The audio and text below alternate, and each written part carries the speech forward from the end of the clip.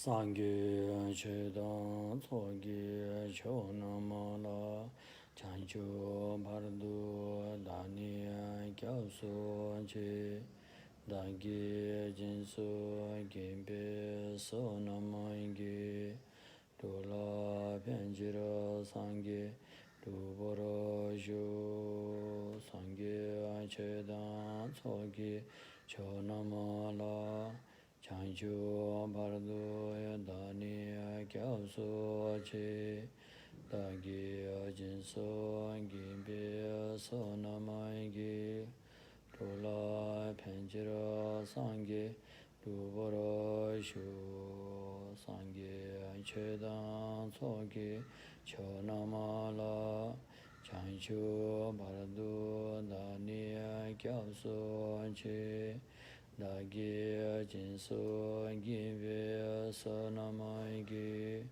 dola penjira sangye dubara shu simchen tamje dewadang devi gyudan denbarai gyurunje dungalandan dungalangi gyudan dhalavarai gyurunje dungala mebe dewadang midhavarai gyurunje Yeriya chadanda danda vayatanyamla nimba gyuranje pandyan tsawe lama rinpoche dagi chivura pime dishune kadin chenpe gongne jesonde kuson toge ngwendo Sandu sura sajia beji chushin mento dhamma rirava lingshi ngindi genbandi sangye shindu mide pulvayi dokuna namda shindu Chobaraisho Guru Buddha Bodhisattva Sabari Vararada Mandala Puja Mega Samundra Sparana Samayeho Semchen Namke Sambada Loye Cheda Cheda Vara Chechon Tanamo Tebayi Cheke Korolo Korondu सम्पूर्ण प्राणीहरूको हितार्थ कल्याणार्थ सम्मा सम्बुद्धि ज्ञान प्राप्त गर्न मनसायको साथमा सद्धम्म देशना सुनिदिनु हुन विनम्र अनुरोध गर्दछु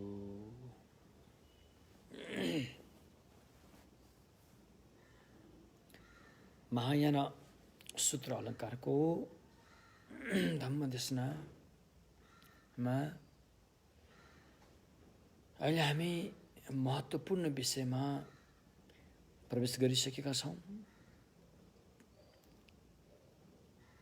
भगवान सम्यक सम्बुद्धले अझभन्दा 2500 सालभन्दा पनि पहिला यसरी धम्म देशना गर्नुभएको छ सिर्फ मानव र प्राणीको हितार्थ कल्याणार्थ र भगवान बुद्धको व्यक्तित्वको हिसाबले बोल्नु पर्दाखेरि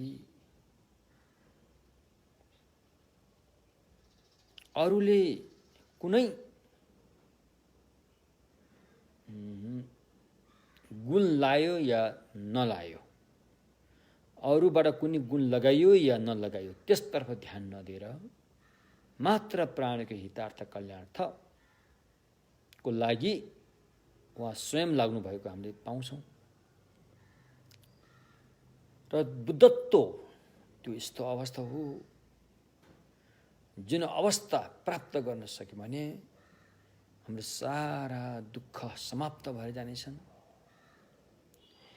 त्यसरी समाप्त हुन्छ कि कहिले पनि नफर्किने गरेर समाप्त भएर जानेछ जान्नुपर्ने सबै सद्गुणहरूले सम्पन्न भएर जानेछ फ्याक्नुपर्ने सबै अज्ञानता अविद्याहरू सबै फ्याँकिनेछ। यसरी फ्याँकिनेछ कि त्यो फेरि नफर्किने गरेर फ्याँकिनेछ। र त्यस्तो किसिमको बुद्धत्व प्राप्ति नै सारा समस्याको समाधानको बिन्दु रहेको हामीले पाउँछौँ यस बोधिसत्व मार्गमा। यस बोधिसत्व मार्गको हिसाबले हेर्ने हो भनेदेखि, महायान सूत्र अलङ्कारलाई लिएर हेर्ने हो भनेदेखि, अन्तिम बिन्दु त्यो हो जहाँ समस्याको सारा समाधान हुने गर्दछ। त्यो हो बुद्ध भूमि, बुद्धत्व प्राप्त गर्नु हो। यहाँ बुद्धत्व प्राप्त गर्नु भनेको अर्थ के त भन्दाखेरि, बुद्धका त्रिकाय, धम्मकाय, सम्भोगकाय, निर्वाणकायको प्राप्त गर्नु नि बुद्धत्व प्राप्त गर्नु हो। र बोधि ज्ञान पनि त्यही अवस्थाले भनिन्छ। तसर्थ धम्मकायले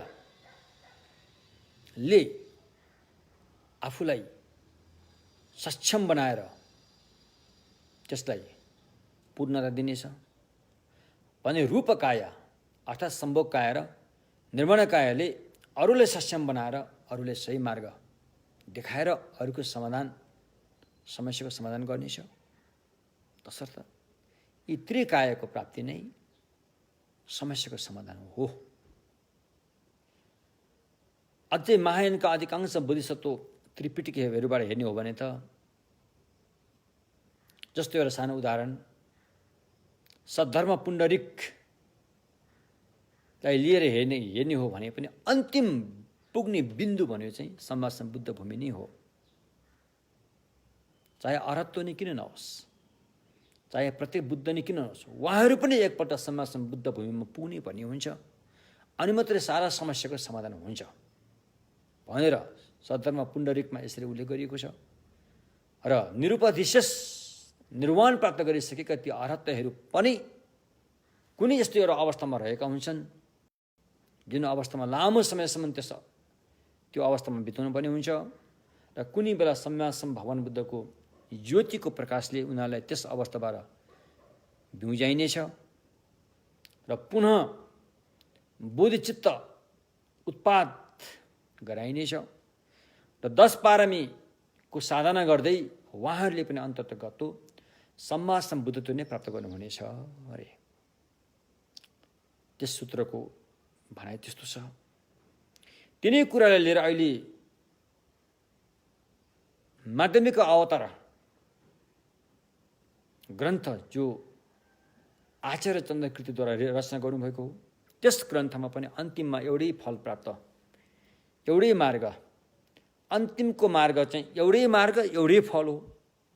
त्यहाँ दुई तीन किसिमका मार्ग हुनै सक्दैन, दुई तीन किसिमका फल हुनै सक्दैन। अन्तिम अल्टिमेटमा अन्तिम चाहिँ एउटै मार्ग हो, एउटै फल हो भनेर पुष्टि गर्नलाई जोड दिएको छ। तर त्यो अन्तिम अवस्थामा नपुग्दासम्म केही समयको लागि अलिकति भिन्न मार्ग, अलिकति भिन्न फलको व्यवस्था गरिएको मात्रै हो। तर त्यो त न्यायार्थ हो। नितार्थमा चाहिँ एउटै फल प्राप्त गर्नु हो, त्यो सम्मा सम्बुद्ध भूमिमा पुग्नु हो। सम्मा सम्बुद्ध भूमिमा नपुगुन्जेलसम्म पनि केही न केही समस्या रहेकै हुन्छ, किनकि त्यहाँ सारा अविद्या त्यागिसकेको हुन्न। यदि सबै अविद्या त्यागिसकेको हो भने त सम्मा सम्बुद्ध भइहाल्छ नि। त्यसकारण सम्मा सम्बुद्ध हुन नसक्नु नै त्यहाँ केही न केही समस्या बाँकी छ भन्ने कुराले पुष्टि गर्छ। तसर्थ समस्याको समाधान हुने अन्तिम बिन्दु चाहिँ सम्मा सम्बुद्धत्व प्राप्त गर्नु हो। त्यो सम्मा सम्बुद्धत्व प्राप्त गर्ने क्षमता हामी हरेक मानिसहरूसँग छ। मानिसहरू मात्रै होइन, जीव जन्तु लगायत हरेक प्राणीहरूसँग त्यो क्षमता रहेको छ। र विशेष गरेर मानिसमा चाहिँ त्यो क्षमतालाई विकास गर्न सजिलो देखिन्छ। अन्य प्राणीहरूमा अलिक गाह्रै हुन्छ। क्षमता रहेको त हुन्छ, जुन बुद्धत्व प्राप्तिको क्षमता हो, त्यही क्षमतालाई अहिले यहाँ बुद्ध गोत्र भनिएको छ, अर्थात् बुझ्ने भाषामा बुद्ध हुने बिउ भनिन्छ। हरेक प्राणीहरू छ त्यो बिउ छ। तसर्थ यदि चाहेमा, यदि सही ढङ्गसँग मेहनत पस्केमा सम्पूर्ण प्राणीहरूले समाजसँग बुद्धता प्राप्त गर्न सक्छन् भनिएको छ। तर रुचि हुनु पर्यो त्यसतर्फ, समाजसँग बुद्धत्वको सम्यक मार्गमा लागेको हुनु पर्यो, लागेर अभ्यास गरेको हुनु पर्यो, गरेको अभ्यास सही हुनु पर्यो, सही अभ्यासलाई पूर्णता दिनु पर्यो, तब मात्रै त्यो प्राप्त हुन्छ। हामीले एक कप चिया पकाउँदाखेरि कति मेहनत गर्नुपर्छ, धेरै कुरा चाहिन्छ भने अब समाजसँग बुद्धत्व प्राप्तिको लागि त अलिकति मेहनत त गर्नुपर्ने हुन्छ। अहिले यहाँका हाम्रो किसानहरू, कृषि काम गरेर जीविका चलाउने किसानहरू, त्यस्तै गरेर अनि माछा मारेर जीविका चलाउनेहरू,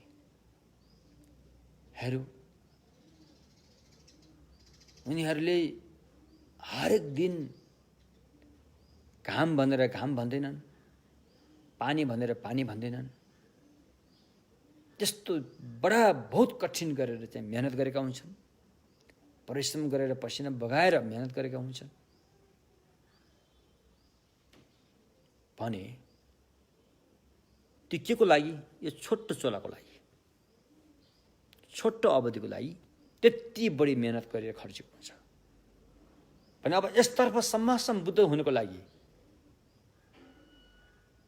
सम्यक मार्गमा लागेर त्यस्तो किसिमले मेहनत खर्चिन सक्यो भने त बुद्ध त भइहाल्छ नि, धेरै टाढो छ नि बुद्ध।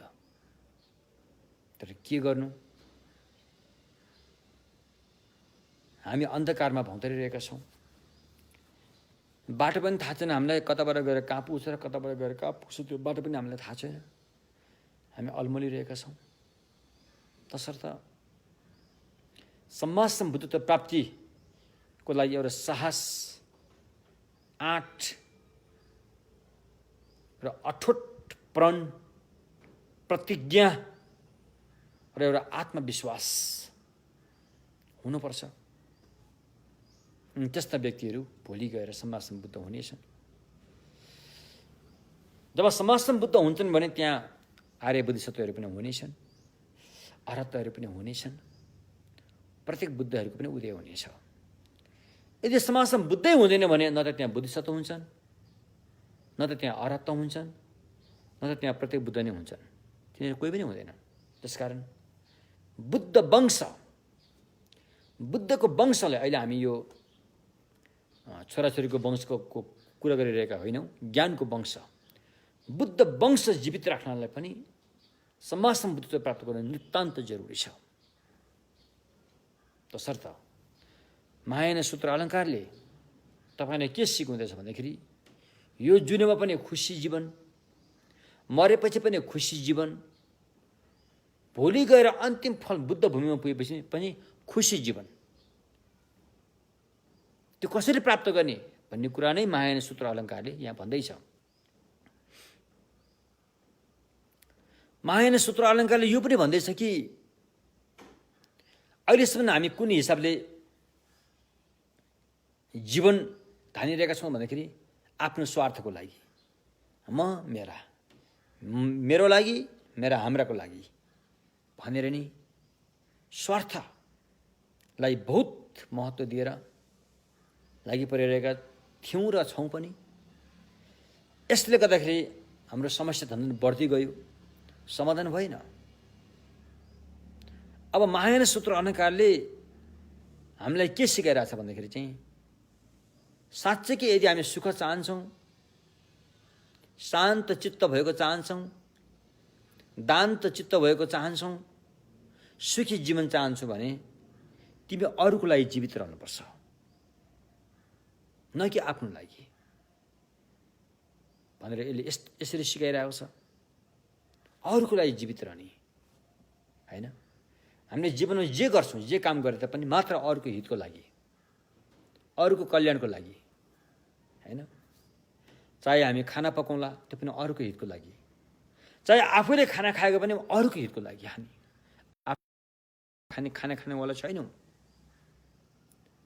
मात्र अरूको हितको लागि म जीवित रहन चाहन्छु। मेरो यो जीवन, यस अमूल्य दुर्लभ मानव चोला पहिला जे जति गल्ती भयो थाहा थिएन, मात्र स्वार्थको लागि नै यसलाई प्रयोग गर्यौँ। त्यसको बदलामा हामीले के पायौँ त? आँसुको धारा बगाउनु पर्यो, रगतको खोला बगाउनु पर्यो, मरेका मुर्दा निकालेर हड्डीका थुप्रा जम्मा गर्नु पर्यो, मसानघारा बनाउनु पर्यो। उपलब्धि त्यही पाइयो।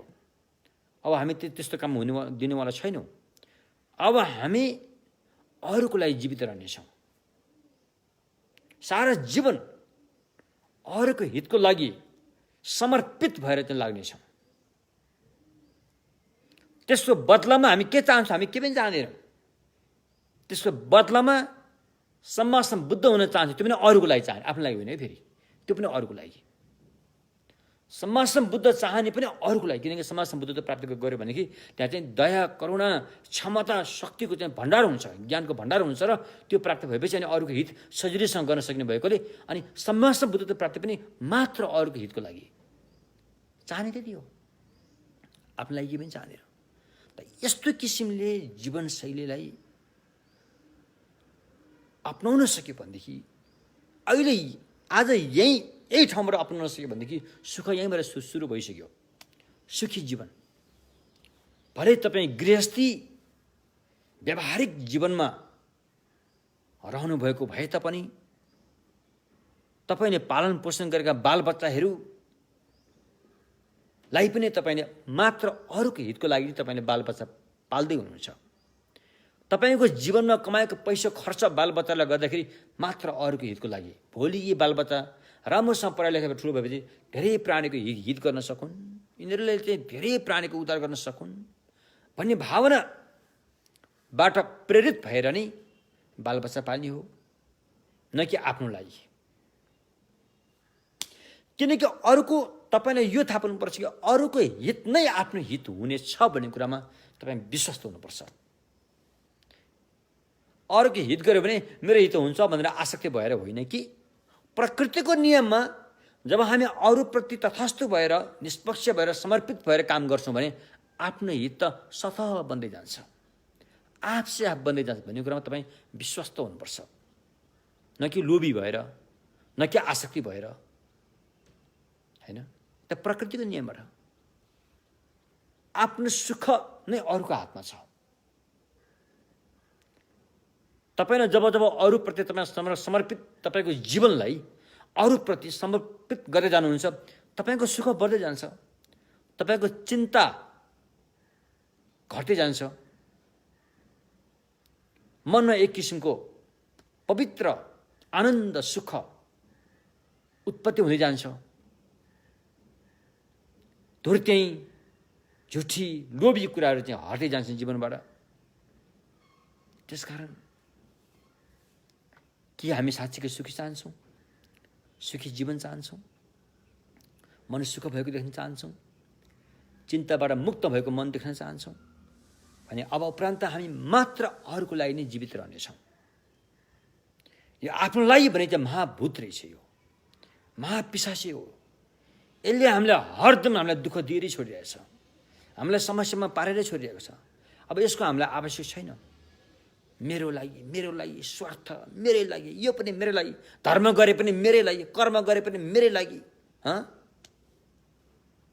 मेरो लागि भनेपछि हामी ठुल्ठुलो झुटो पनि बोल्न पुग्छौँ। मेरो लागि भनेपछि हामीले आफ्नो गल्ती आफैले स्वीकार गर्न सक्दैनौँ।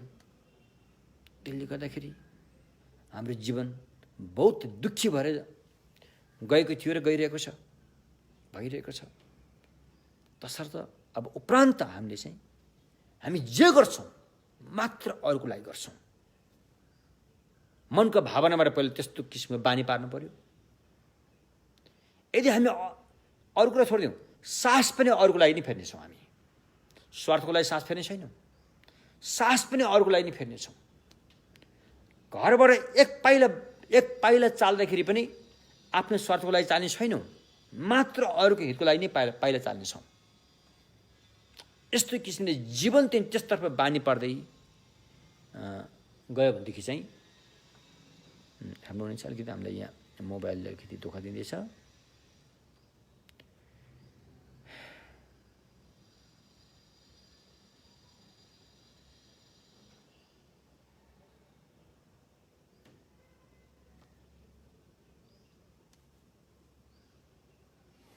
तसर्थ एउटा निस्वार्थ भावना, निष्पक्ष भावना जुटाउनु छ। त्यसकारण यो अशान्ति, चिन्ता, डर, भय, त्रास कहाँबाट आउँछन्? यसको बाउआमा को हो? यसलाई कसले पैदा गर्छ? यो भन्दाखेरि स्वार्थ भावनाबाट हो। मै खाउँ, मै ठुलो, मै ठिक, यस्ता खालका सोच जब जब बढ्दै जान्छन् अनि उसले चाहिँ आफ्नो गल्ती ढाक्नु पनि हुन्छ, आफ्नो बिगारेको कुरालाई छुपाउनु पनि हुन्छ। त्यसले गर्दाखेरि मनमा व्याकुलता पैदा हुन्छ, चित्त चिन्ताग्रस्त भएर जान्छ। कुरो त्यो रहेछ। त्यसकारण आजदेखि नै, अहिले यहीँदेखि नै हामी चाहिँ अरूको लागि नै जीवित रहन चाहन्छु भन्ने एउटा चाहिँ अठोट प्रण गरेर सम्मासम भगवान बुद्धलाई साक्षी राखेर हामी अगाडि बढ्न सक्यौँ भनेदेखि हाम्रो जीवन सुखीमय हुनेछ। चाहे मृत्यु नै आओस् न, मृत्युको पनि अरूको लागि मृत्यु हुने। यदि हामी जन्मै हुनु पर्यो भने पनि अरूको लागि नै जन्म हुने। यस्तो किसिमको एउटा चाहिँ दैनिक आचरण, हाम्रो दैनिक जीवनशैली अपनाउँदाखेरि यसरी बिस्तारै बानी पार्दै लिएर गयो भनेदेखि सुख धेरै टाढो छैन। त्यो सुख पवित्र सुख हुनेछ, त्यो सुख स्थायी सुख हुनेछ। त्यो सुखमा कुनै पनि खोट दागले छोएको हुने छैन। त्यस्ता सुख चाहिँ उपभोग गर्नु भनेर भगवान बुद्धहरूले आज्ञा भएको छ। ती सुख भोलि टुङ्गिने बेलामा त्यसले फेरि अर्को सुख नै निम्त्याउँछ, न कि दुःख। जब हामी स्वार्थ भाव राख्छौँ, आफ्नो मनमा भएको पवित्र माया दया जो छ त्यसमा फेरि हामी स्वार्थको विष मिसाउँछौँ, त्यसले त फेरि पीडा दिन्छ। फेरि आज आमा बुवाले आफ्नो बालबच्चालाई माया गर्छन् नि, राम्ररी माया गर्छन् नि, तर माया गरेर के गर्नु? त्यसमा फेरि स्वार्थ मिसिएको हुन्छ, स्वार्थको विष मिसिएको हुन्छ। त्यसले गर्दाखेरि फेरि भोलि त्यो छोराछोरीले आफूले भने जस्तो गरेन, तलमाथि पऱ्यो भनेदेखि फेरि बाबुआमाले के भन्छ? पीडा हुन्छ। पीडा पैदा हुन्छ। त्यो पीडा कहाँबाट आयो त? त्यो स्वार्थ मिसिएको मायाबाट आएको हो नि त, अरूबाट आएको त होइन। तसर्थ समस्या जीवनलाई चाहिँ एउटा चाहिँ दुःखी बनाउने चाहिँ एउटा स्वार्थीपनको चाहिँ ठुलो हात छ यसमा। त्यसकारण यी कुरालाई बुझेर सुरुमा यो अभ्यास गर्न अलिक गाह्रो हुन्छ, तर बिस्तारै तपाईँले बानी पार्दै लानुभयो भने जब तपाईँले यो अभ्यास गरेर त्यसको बापत तपाईँले जुन सुख, पवित्र सुख पाउनुहुन्छ नि, त्यो पाइसकेपछि त तपाईँले जान्नुहुन्छ, अनि त्यसपछि गाह्रो पर्दैन, होइन? अब यी अभ्यास, यी साधनाहरू विशेष गरेर हाम्रो समाजमा अलिक गाह्रै छ। थियो कुनै बेला, यहाँ थियो कुनै बेला यस्तो भावना उत्पत्ति भएको हाम्रो यो नेपालको देशमा थियो र पो अनि नमबुद्धमा त्यस्तो महासत्वले चाहिँ बाघिनीले आफ्नो जीवन दान दिनुभयो। त्यस्तो समाज थियो र पो अनि मणिचुरमा चाहिँ मणिचुर राजाले आफ्नो टाउको भित्रको मणि निकालेर अरूलाई दान दिनुभयो। थियो कुनै बेला त्यस्तो समाजहरू थियो यहाँ। तर जब यस्ता समाजहरू चाहिँ बिस्तारै विस्थापित हुँदै गए अनि नराम्रो कुराले ढाक्दै लिएर आयो, अनि त्यो राम्रो समाज चाहिँ मात्र एउटा कथामा सीमित रह्यो, नभएको त होइन, थियो। तर अहिले आएर हाम्रो बाबा आमाले यस्तो कुरा कहिले पनि भन्न जान्नुहुन्न, हामीलाई सिकाउनु भएन। बाबा आमा मात्रै होइन, हामीलाई सिकाउनु हाम्रा गुरुहरू, स्कुलका मास्टर शिक्षकहरूले पनि यस्ता कुरा त्यति गर्न जान्नुहुन्न उहाँहरूले, किनकि उहाँहरूले पनि त्यो सिक्न पाउनु भएन। तसर्थ अब हामीले यस्तो एउटा समाजको चाहिँ एउटा चाहिँ जीवनशैलीलाई चाहिँ हामीले चाहिँ अपनाउनु पर्नेछ, अनि मात्रै तपाईँको जीवन सुखी हुन्छ। तपाईँ एक्लै भएर पनि केही फरक पर्दैन। जीवन सुखी हुन्छ। तपाईँ धेरैजनासँग बसेर पनि केही फरक पर्दैन, जीवन सुखी हुन्छ। तपाईँको हातमा केही लाभ भए पनि केही फरक पर्दैन। तपाईँ जब अरूको लागि जीवित रहनुहुन्छ नि, तपाईँलाई प्रशस्त लाभ भए पनि तपाईँ मातिँदैन, तपाईँको जीवन सुखी हुन्छ। तपाईँको हातबाट केही गुमाए पनि तपाईँ अरूको लागि जीवित रहेकोले तपाईँ आतिँदैन, तपाईँको जीवन सुखीमय हुन्छ। तसर्थ हामीले गरेको यो धम्म देशना महायान सूत्र अलङ्कारले के सिकाउँछ भन्दाखेरि समग्रमा अरूको लागि जीवित रहन सिकाउँछ। सुख, ह्याप्पी, होइन, पवित्र आनन्द चाहिँ त्यहाँनिर छ। त्यस्तो आनन्द त इन्द्रले पनि पाएका छैनन्, ब्रह्माले पनि पाएका छैनन्, निराकारमा पुग्नेहरूले पनि पाएको हुँदैन यस्तो आनन्द। त्यस कारण अरूको लागि जीवित रहनुको फाइदा नै अर्कै छ, यसको महत्त्व नै अर्को छ, यसको गरिमा नै अर्को छ। त्यसैले यसतर्फ हामी राम्रोसँग बुझेर लाने कोसिस गर्नेछौँ। अब हामी मूल विषयमा जाउँ। महायान सूत्र अलङ्कारले हिजो हामीले जति पनि संस्कार धर्महरू छन् यी सबै अनित्य छन् भन्ने कुराहरूको उठान गरिसकेका छौँ। र अरूको लागि जीवित रहनुको लागि तपाईँमा रहेको स्वार्थीपनलाई छोड्नुपर्ने हुन्छ।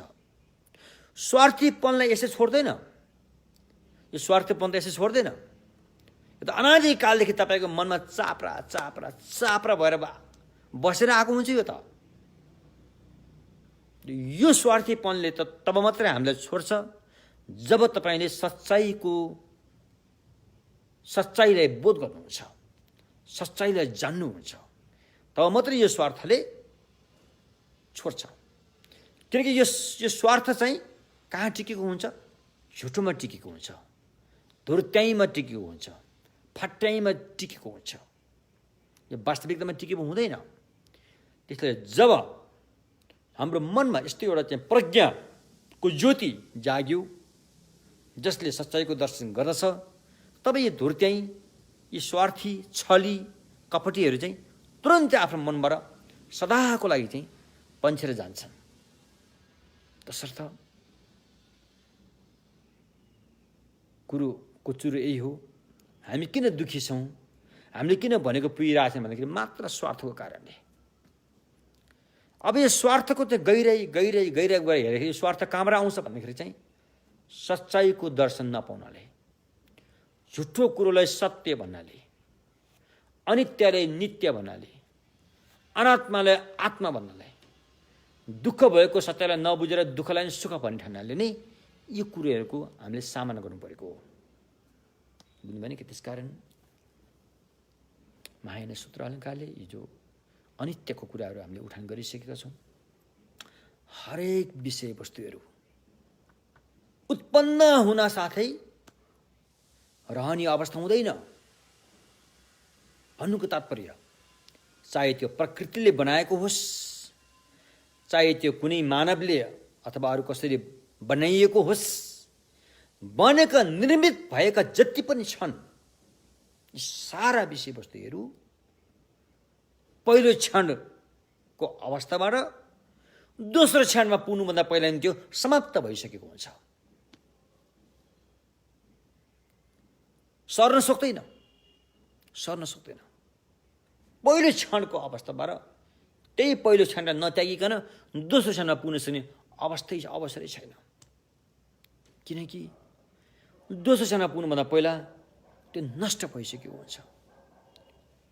सानो उदाहरण मैले तपाईँलाई दिन सक्छु। यो त्यति मिल्दो उदाहरण त होइन भए पनि यसो अर्थ बुझ्नुको लागि, यदि कोही मान्छेले पानीलाई बेसरी तताएर आगो बनाउँछु भन्ने हिसाबले पानी बेसरी तताउन थाल्यो भने अब भनौँ 100 सेन्टिग्रेड कति पुगेपछि पानी त सुक्छ। आगो बन्नुभन्दा सुकिसक्छ भने जस्तै पहिलो क्षणको अवस्था जो छ त्यो दोस्रो क्षणमा पुग्नुभन्दा पहिला त्यो समाप्त भइसकेको हुन्छ। हामीसँग भयो पञ्चखण्ड, रूप वेदना संज्ञा संस्कार विज्ञान खण्ड। यी पाँचवटा खण्डको पनि हालत त्यही छ। उत्पत्ति हुने बिना उद्देव्य, उत्पत्ति विनाश, उत्पत्ति विनाश। रहने त अवस्थै छैन, एकछिनसम्म रहने त अवसरै छैन भन्ने कुराहरू आयो। यदि एकछिन पनि नरहने हो भने अनि हामीले हिजोको मान्छे यो हिजोको सामान यो भनेर एउटा चिन्छौँ नि त, त्यो कसरी भयो त भन्ने यहाँ के प्रश्नहरू पनि उठेको थियो। त्यो चिन्ने त एउटा भ्रम परेर हो, जसलाई यो टेक्निकल भाषामा ढावा स्याङ्ज्यौँ भने ढावा स्याङ्ज्यौँ। पहिलो क्षण नष्ट भएर जब दोस्रो क्षण चाहिँ उत्पत्ति हुन्छ, दोस्रोको चाहिँ रूपरेखा पनि पहिलो जस्तै देखिन्छ, मोटामोटी रूपमा एउटै त होइन त, उस्ता उस्तै देखेको रे, त्यही नै मैले देखेँ, यही नै मैले देखेँ, यही हो अहिलेको, यही हो भनेर हामी त्यहाँ भ्रम पर्छौँ। त्यति मात्रैले अनि मैले देखेको भनेर भनेको मात्रै हो। जस्तै एउटा बुढी आमा बर्खा मासको पोहोर साल बर्खा मासको खोला तर्दाखेरि उनको चप्पल बगाएछ भने अहिले हिउँदोको खोला तर्दाखेरि, त्यही खोला तर्दाखेरि त्यो बुढी आमाले के भन्नुहुन्छ त, यही खोलाले मेरो पोहोर साल चप्पल बगायो नि भन्नुहुन्छ। किनकि पोहोरको खोला र अहिलेको खोला त हेर्दाखेरि उस्तो जस्तो देखिन्छ, ऊ त ढावा सहिन्छ, उस्तो जस्तो देखेर त्यहाँ भ्रम परिन्छ। तर वास्तविकता अर्कै हो। उहाँको चप्पल बगाउने पानी त कहाँ पुग्यो, त्यहाँ कहाँ छ र अहिले भने जस्तो कुराहरू। हरेक चिजबिजहरू हामीले प्रयोग गर्ने, दाँत मार्ने ब्रस, टुथपेस्ट, साबुन, बाथरुम, खाने भात खाने थाल, लाउने लुगा, हरेक कुराहरूमा यो नियम लागू भइरहेको हुन्छ कि हरेक कुराहरू पहिलो क्षण र दोस्रो क्षणमा बदलिरहेको हुन्छ। यो सच्चाइले बुझ्नु छ। जसले यो सच्चाइलाई बुझ्दैनन् त्यस्ता प्राणीहरूले घृणा नगरेर करुणा गर्नु छ, नितान्त जरुरी छ। जब त्यो अज्ञानी अपराधी व्यक्तिहरूलाई हामीले घृणा गर्यो भने उनीहरूको उद्धार कसले गर्छ त? अब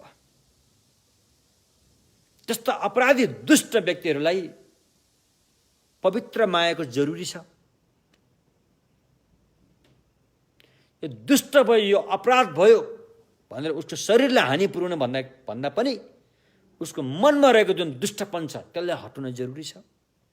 शरीर त बिचरा के हो, यो शरीर त एउटा माटोको ढिस्को त हो, त्यसलाई खासै के गरेर के छ र? उसको मनमा छ सबै कुरा। त मनमा रहेको मैल पो पखाल्नु पर्यो त, कुरो त्यो हो। त्यसैले भगवान सम्यकसम्म बुद्धको पालामा पनि त्यस्ता महान अपराधीहरू बुद्धको जनै लिन्छु भनेर बुद्धलाई आक्रमण गर्न नआएका पनि होइनन्, आएकै हुन्। त्यस्ता व्यक्ति धरीले पनि भगवानको चाहिँ एउटा चाहिँ करुणाको शक्तिले त्यस्ता ठुल्ठुलो अपराधीहरू पनि ज्ञानी भएर गए। उनीहरूको भित्रको अपराध जो छ त्यसलाई नष्ट पारिदिए। त्यसो भएकोले यो अनित्य हरेक कुराहरू चाहिँ परिवर्तनशील छ है भन्ने कुरा। जन्मनु नै मर्नु है, मर्नु नै अलिकति भन्नु नमिल्ला।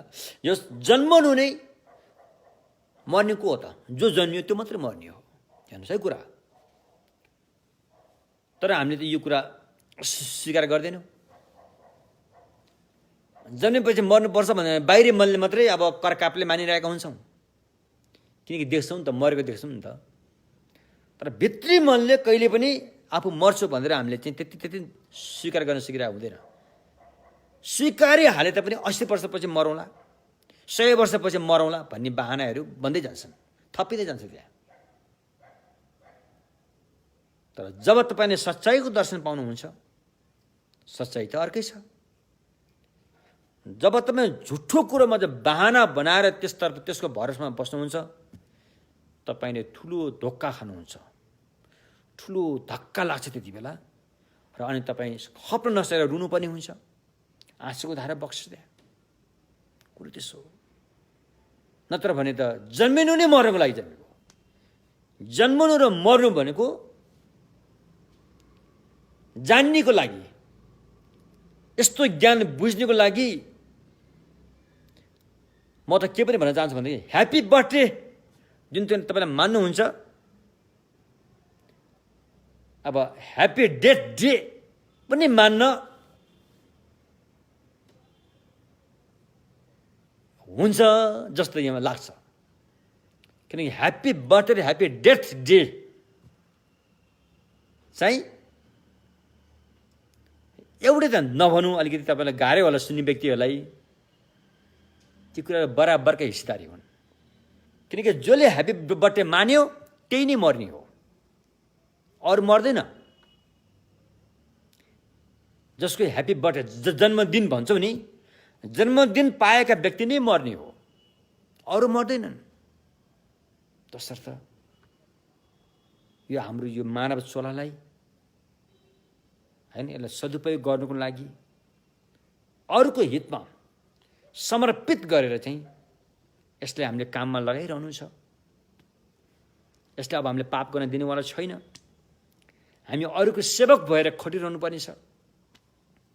हाम्रो मालिक अरू प्राणीहरू हुन्, हामी उहाँहरूको सेवक हौँ। त्यस्तो रूपमा चाहिँ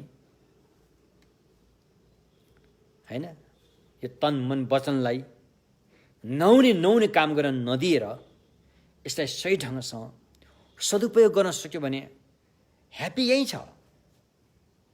बुद्ध त यही छ, टाढा छैन, नजिकै छ हैन। जब हामी स्वार्थ पछि भाग्छौँ अनि बुद्ध पनि टाढा हुन्छ, सुख समृद्धि पनि टाढा हुन्छन्, स्वास्थ्य पनि टाढा हुन्छ, धेरै गाह्रो पर्छ। यो कुराहरू स्पष्ट छ। मान्छेले यी कुराहरू बेलैमा कुरा बुझेन भनेदेखि अबको 50 वर्षपछि यो विश्व के हुन्छ हामीले भन्न सक्दैनौँ। किनकि जब हाम्रो मन बिथुलियो, बाहिरको वातावरण पनि बिथुलिन्छ। यसको नजिकको सम्बन्ध छ। अहिले पनि हेरौँ न, हाम्रो पहाडतिर कति पानीको झरनाहरू हुन्थ्यो, छैन ती पानीहरू। अब त्यो पानी नै छैन। अब कस्तो गाह्रो अवस्था भइसक्यो हैन। घट्ट घुम्ने पानीहरू हुन्थ्यो, हिउँदभरि घट्ट घुम्थ्यो, अब त्यस्तो पानी छैन। सारा वातावरण त दूषित भइसक्यो। अब वैज्ञानिकहरूले यहाँसम्म भन्न पुगिसके कि अब यो वातावरणलाई सुधार्ने सक्ने क्षमता धेरै गाह्रो भन्ने अवस्थामा उनीहरूले भनिसके।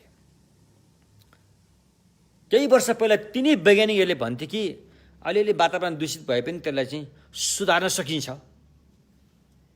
वातावरणको सरसफाइ गर्न सकिन्छ भन्थे। अहिले त्यसो भन्नेवाला कोही पनि छैनन्। त्यति अतिक्रमण भएर गइसक्यो, ओभर एक्सट्रिममा गइसक्यो दूषित वातावरण। यो कसले बनाएको? मान्छेले बनाएको यो, अरू कसैले होइन। मान्छेले कसरी बनायो? जब उसको मनमा व्याकुलता भयो, मनमा चाहिँ के अरे अनि असन्तुष्टता भयो, मनमा घृणा पैदा भयो, त्यो कसरी भयो? स्वार्थ भएर गयो। अन्त के भयो? होडबाजी भयो। के को होडबाजी? बिजनेस व्यापारको। बिजनेस व्यापारको होडबाजी भयो।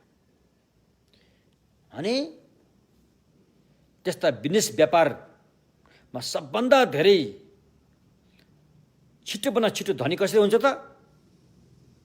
शस्त्र अस्त्रको व्यापारबाट, आइटम बम जस्ता हैन, यस्ता आधुनिक हतियारबाट हुन्छ। र सारा विश्व चाहिँ व्यापारीको हातमा पुग्यो हैन। व्यापारीको हातमा पुगेपछि त उसले त्यो प्रडक्ट गरेको सामानहरू त व्यापार गर्नु पर्यो। त्यो गरेन भने उसलाई घाटा लाग्छ।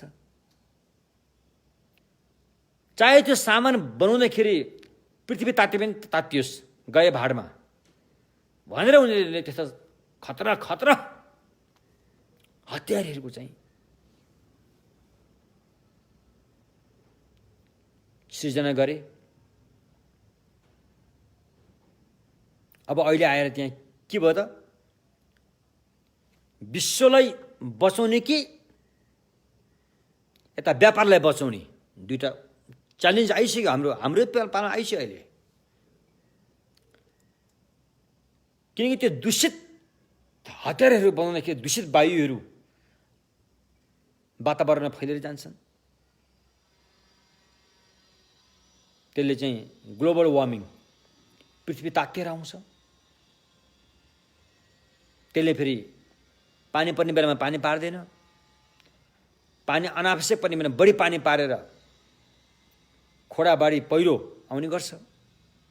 यो सारा कुरा चाहिँ मन हामीले स्वार्थ भावले आएको हो। यदि हामीले अरूको हितको लागि नै जीवित रहने खालको साहस गर्न सकेको अवस्थामा यो वातावरण सुध्रिनेछ, पानी पर्ने बेलामा पानी पर्नेछ, पानी भएको ठाउँमा पानी रहिरहनेछ, हिउँ पर्ने ठाउँमा हिउँ पर्नेछ, हिम नदीहरू सुक्ने छैनन्। त्यसो भएकोले साँच्चै हामीले शान्ति प्राप्त गर्ने हो भने आफ्नो स्वार्थपनलाई छोडेर अरूको हितको लागि चाहिँ जीवित रहन हामीले सिक्नुपर्छ। त्यसको लागि अनित्यको कुराहरू जुन यहाँ हामीले पढ्यौँ, अब आज चाहिँ हामी अनात्माका कुराहरू गर्नेछौँ। धेरै गम्भीर विषय हो यो। शाक्यमुनि भगवान अथवा उहाँभन्दा पहिलाका भगवान बुद्धहरू, उहाँहरूले मात्रै यो कुरा जान्नुहुन्छ। अन्य कुनै पनि धर्मावलम्बीहरूले यो कुरा गर्न जान्दैन। न त्यो धर्मावलम्बीहरूले पनि जान्छन्, बरु अहिलेका भौतिक वैज्ञानिकहरूले केही वैज्ञानिकहरूले यसतर्फ केही कुरा गरेको देखिन्छ। जस्तो यो क्वान्टम थ्योरी भन्ने सिद्धान्तमा चाहिँ बुद्धको सिद्धान्तसँग नजिक भएको जस्तो देखिन्छ। विद्वानहरूले पनि अहिले यही भनी गरेका छन्। तसर्थ अनात्मा भगवान बुद्धको दर्शनको निरुदण्ड हो अनात्मा दर्शन भने। तपाईँ हेर्नुहोस् न, टेलिभिजनतिर अहिले त प्रवचन गर्ने च्याउमिरे जस्तो कति हो, बाबाजीहरू स्वामीजी कति हो। उनीहरू मिठोसँग प्रवचन पनि गर्छन्, तर उनीहरूको भनाइ त्यही आत्मा वरिपरि नै घुमिरहेको हुन्छ, त्यहाँबाट बाहिर निस्कन सक्दैन। भगवानको सम्यक मार्गमा जबसम्म त्यो आत्मा स्वीकारिन्छ तबसम्म निर्वाण प्राप्ति दूर हुन्छ, निर्वाण प्राप्ति हुँदैन। त्यही आत्माको स्वीकार गरेर नि म भन्ने एउटा चाहिँ भावना जाग्छ। जब म भन्ने आयो त्यहाँ मेरा भन्ने भावना जाग्छ, मेरा भन्ने आएपछि तेरा भन्ने भावना जाग्छ, अनि त्यो नौन्यौने कर्म गर्न थाल्छ। यस्तो किसिमले जीवन चक्र भावचक्र घुमि नै रहन्छ, त्यहाँबाट निस्कन सकिँदैन। त्यसैले भगवानको सम्यक मार्गमा त्यस्तो आत्माग्रहलाई के भनियो? सत्काय दृष्टि, सत्काय दृष्टि भनियो, जसले हामीलाई अनादिकालदेखि यो बन्धनमा फसाउँदै आएको छ। त्यसैले भगवानको सम्यक मार्गको चाहिँ कुरा चाहिँ अनात्मा दृष्टि, सम्यक दृष्टि नै अनात्मा दृष्टि एक किसिमले भन्न सकिन्छ। र अहिले हामी त्यही अनात्माको बारेमा कुरा गर्दैछौँ। अनात्मा चाहिँ त्यहाँबाट सुन्नुहुन्छ, पहिला आत्मा, त्यसपछि परमात्मा, आत्मालाई पनि अतिक्रमण गरेर परमात्मालाई पनि अतिक्रमण गरेपछि बल्ल अनात्माका कुराहरू सुरु हुन्छ। परमात्मालाई पक्रेर बस्नेहरूले यो कुरा सुरु गर्न सक्दैन, जान्दैन उनीहरूले यो कुरा। जब परमात्माको पकड छोडिन्छ अनि त्यहाँबाट अनात्माको कुरा सुरु भयो। त्यहाँबाट तसर्थ भगवानको सम्यक मार्गमा आत्माग्रह, अब आत्माको कुरा गर्दाखेरि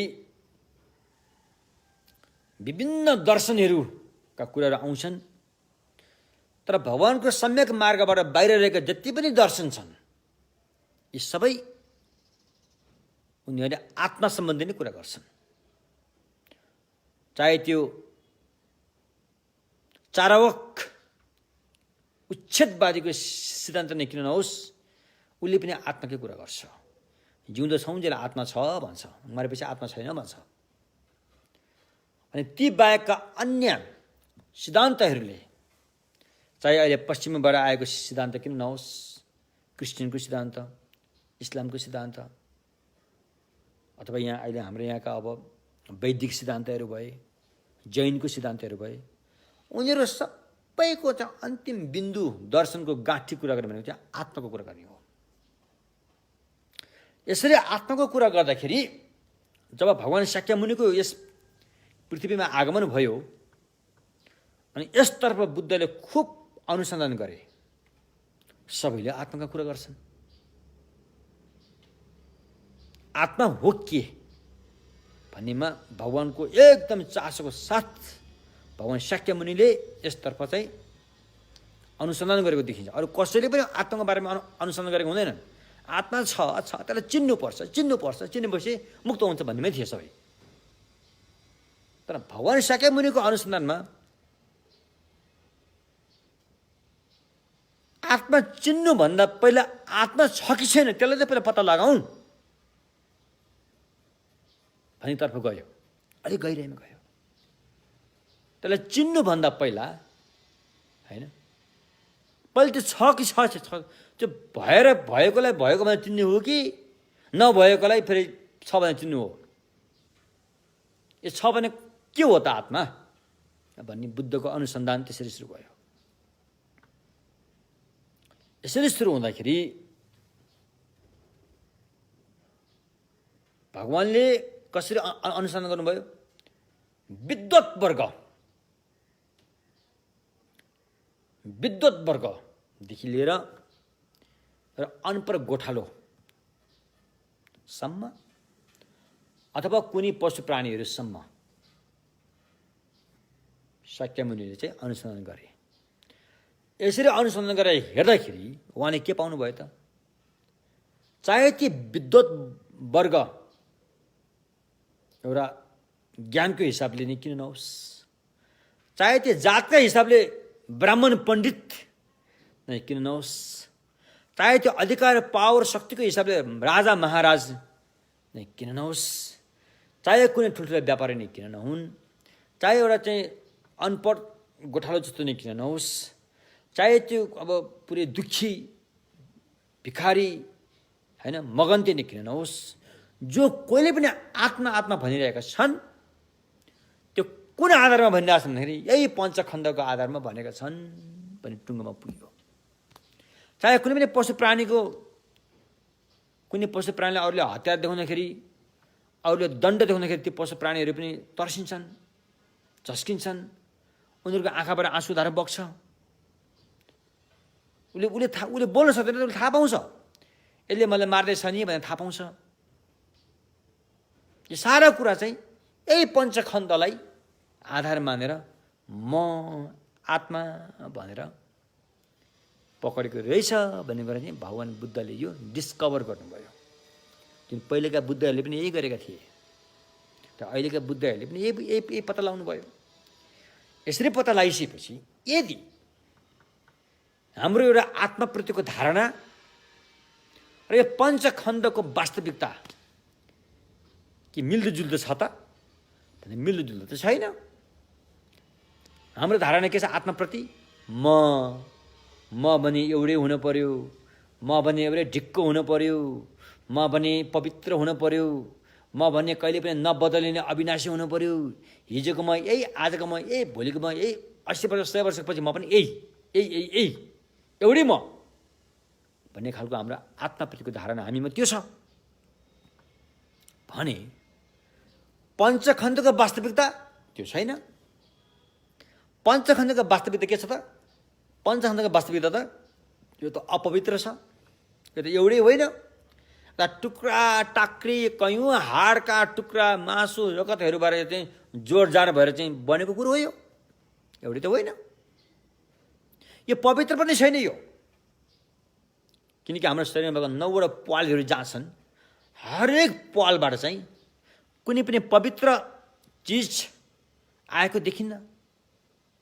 नपत्याएर हेर्नुहोस् न, हामी हरेक दिन दाँत किन माझ्छौँ त? किनकि दाँतबाट पवित्र चिज आउँदैन। नाकबाट छिन्ची गर्छौँ त, नाकबाट पवित्र चिज आउँदैन। आँखाबाट त्यही हिसाब किताब हुन्छ, कानबाट त्यही हिसाब किताब हुन्छ, तल्लो द्वारबाट त्यही हिसाब किताब छ। त्यसकारण हाम्रो जुन एउटा चाहिँ आत्माप्रतिको हाम्रो एउटा चाहिँ सोच छ, त्यो ढाँचा, त्यो धारणा र पञ्चखण्डको वास्तविकता यस्तो छ, ठिक उल्टो पाटो छ। अनि उल्टो पाटो हुँदा हुँदै किन हामीले चाहिँ यो पञ्चखण्डलाई नै पवित्र, नित्य, शाश्वत, हैन? एउटै ढिक्को भन्ने सोच्यो भन्दाखेरि त्यो भ्रममा परेर त्यो सोच्नु नै अविद्या हो भन्ने कुरा चाहिँ भगवानले यो पत्ता लगाउनु भयो। यसरी पत्ता लगाएपछि हामी अन्य आत्मवादीहरूलाई शङ्का लाग्यो, अब यो त होइ भनेपछि अनि उनीहरूले के गरे त पञ्चखण्डभन्दा अलग्गै आत्मा छ भनेर एउटा दर्शन तयार पारे। पञ्चखण्ड आत्मा होइन, हाम्रो आत्मा त अलग्गै छ, हाम्रो आत्मा त के सच्चित्त आनन्द निराकार यस्तो यस्तो छ भनेर चाहिँ त्यहाँ अर्को एउटा दर्शन तयार पारियो, होइन? तर भगवान शाक्यमुनिको हिसाबले जो कोहीले पनि आत्मा भनेर पकडेको छ यही पञ्चखण्डलाई नै आधार मानेर पकडेको हुन्छ। यसले भनिन्छ सहज आत्मग्रह, ह्याङ्की दाग, सहज आत्मग्रह। यो पशु प्राणी धरीदेखि लिएर मान्छे सबैमा जबसम्म निर्माण प्राप्त गर्दैन तबसम्म यो धारणा भइ नै रहेको हुन्छ। भने अर्को जुन यो पञ्चखण्डबाट छुट्टै आत्मा छ भन्ने जुन एउटा चाहिँ सिद्धान्त छ, आत्माबाट सिद्धान्त, त्यसलाई चाहिँ भगवानको सम्यक मार्गले हेर्दाखेरि त्यसले के भन्यो? कुन्ताकी दाग, परिकल्पित आत्मग्रह भन्ने, त्यसलाई परिकल्पित आत्मग्रह भनियो। र यो परिकल्पित आत्मग्रहको धारणा चाहिँ जब हामीले सच्चाइको दर्शन पाउँछौँ त्यो तुरन्तै हटेर जान्छ।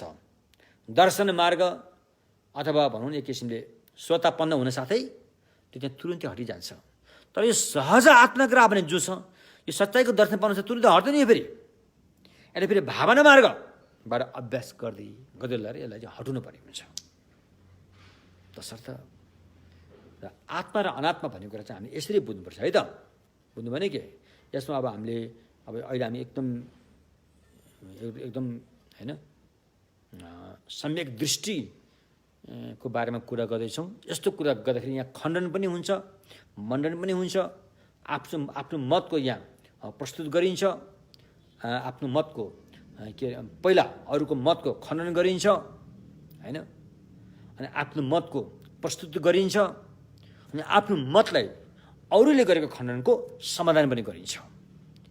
यो चाहिँ अन्य धर्मावलम्बीमा पनि छन्, जस्तै अहिलेका हिन्दूहरूमा पनि छन्, जैनीहरूमा पनि छ, होइन? भगवानको सम्यक मार्गमा त छँदैछ, नहुने कुरै भएन। किनकि यो अभ्यास, यो जुन टेक्निक छ, यो यस प्रविधिबाट चाहिँ हाम्रो दिमागको प्रज्ञा इन्द्रियको चाहिँ विकास हुन्छ। प्रज्ञा इन्द्रियलाई विकास गर्नुको लागि अनि भगवान बुद्धले तीन किसिमका प्रज्ञा बताउनु भएको छ नि त। एउटा चाहिँ श्रुतमय प्रज्ञा, र चिन्तनमय प्रज्ञा र भावनामय प्रज्ञा। त्यसमा पनि चिन्तनमय प्रज्ञाले चाहिँ बेसरी यसतर्फ चाहिँ किटाणका साथ छलफल गरेर छ भने कसरी छ, छैन भने कसरी छैन, किन छ किन छैन, यसको प्रमाण के छ, युक्तिसङ्गतले कसरी चाहिँ यसलाई चाहिँ पुष्टि गर्छ भन्ने सारा कुराहरू चाहिँ यहाँ उल्लेख गरेको हुन्छ। त्यसैले यस सन्दर्भमा हाम्रा आत्मा पञ्चखण्डभन्दा अलग्गै आत्मा छ भनेर स्वीकार गर्ने अन्य साधु सन्तहरू पनि होलान्, विद्वानहरू पनि होलान्। उहाँहरूले अप्ठ्यारो मान्नुपर्ने खासै केही देखिँदैन। किनकि भगवान बुद्धको सिद्धान्त चाहिँ अनात्मा सिद्धान्त यसरी भएको हो, होइन?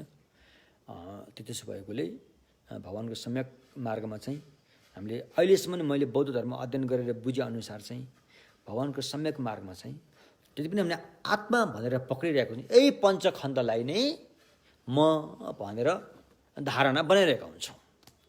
तर हामीले जे पञ्चखण्डलाई जुन म भनेर जुन धारणा बनाएको छ, तर पञ्चखण्डको वास्तविकता चाहिँ त्यो छैन रे।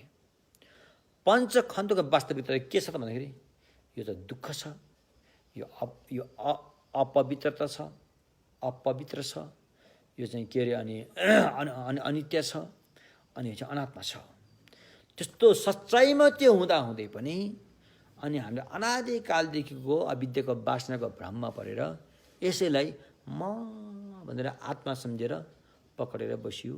यही नै दुःखको मूल कारण हो भनेर अविद्या पच्चाय संखारा, अविद्याबाट नै अनि म भनेर पक्रियो, त्यसपछि मेरो भनेर पक्रियो, त्यसपछि तेरो भनेर पक्रियो, अनि त्यहाँ संखारा अनि संस्कार अनि काम गर्न थालियो।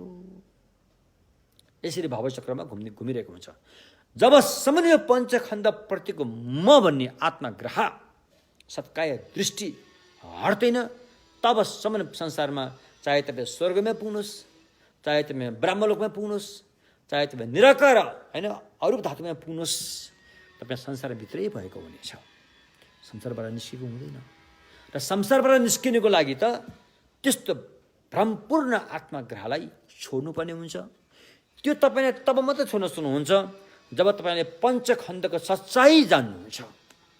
पञ्चखण्डको सच्चाइ जानिसकेपछि मात्रै पञ्चखण्डलाई आधार मानेर पकडेको जुन आसक्ति गरेको जुन आत्मग्रह छ तब मात्रै छुटेर जान्छ भनेर चाहिँ आचार्य धर्मकृतिले प्रमाणवार्तिकमा भनिसक्नु भएको छ। त्यही सुन्जु मेपर्नी त्यपावर निमै, जबसम्म पञ्चखण्ड प्रतिको भ्रमलाई चिर्न सकिँदैन तबसम्म त्यसबाट आएको जुन एउटा चाहिँ आत्मग्रहको भ्रम छ त्यसलाई त्याग्न सकिन्न रे। तसर्थ पञ्चखण्डको सच्चाइ बुझ्नुको लागि नै शाक्यमुनि भगवानले हाम्रो गुरु उहाँले चाहिँ 4 आर्य सत्यको चाहिँ धम्मदेशना गर्नुभयो। दुःख सत्य, समुदय सत्य, मार्ग सत्य, दुःख सत्य, समुदय सत्य, निरोध सत्य, मार्ग सत्य भनेर 4 आर्य सत्यको चाहिँ धम्मदेशना गर्नुभएको नै यो पञ्चखण्डको सच्चाइ बुझ्नुको लागि हो। किनकि सारा समस्याको चाहिँ गेम यही पञ्चखण्ड प्रतिको गलत धारणाबाट नै आएको रहेछ। अहिलेदेखि होइन, यो अहिलेदेखि होइन, अनादिकालदेखि हेर्नुहोस् त।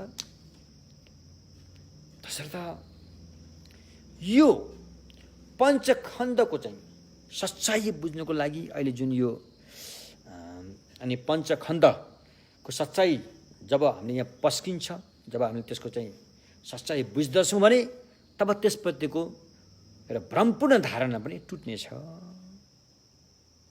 त्यसलाई भनिन्छ अनात्मा बोध। अनात्मा बोध गरेको भनिन्छ। तब अनात्मा बोध भएपछि अनि मेरो भन्ने कुरो पनि त्यहाँ आसक्ति गर्ने कुरा आएन, तेरो भनेर घृणा गर्ने कुरा पनि आएन। अनि के भयो त, सबैलाई इक्विनिमिटी, एकनासको भावना होइन। अनि जीवन सुखी भएको भयो नि त, सुखी भयो नि। जब उसको चाहिँ यो त मेरा हुन् नि भने च्याप्ने ठाउँ पनि रहेन, यो तेरो भनेर आउन उठ्ने ठाउँ पनि रहेन। जो मेरो सबै तेरो, जो तेरो सबै बराबर भन्ने कुरा आयो नि त। एउटा शब्द छ यो मञ्जुश्री नाम सङ्गीतिमा, यो तान्त्रिक ग्रन्थ हो।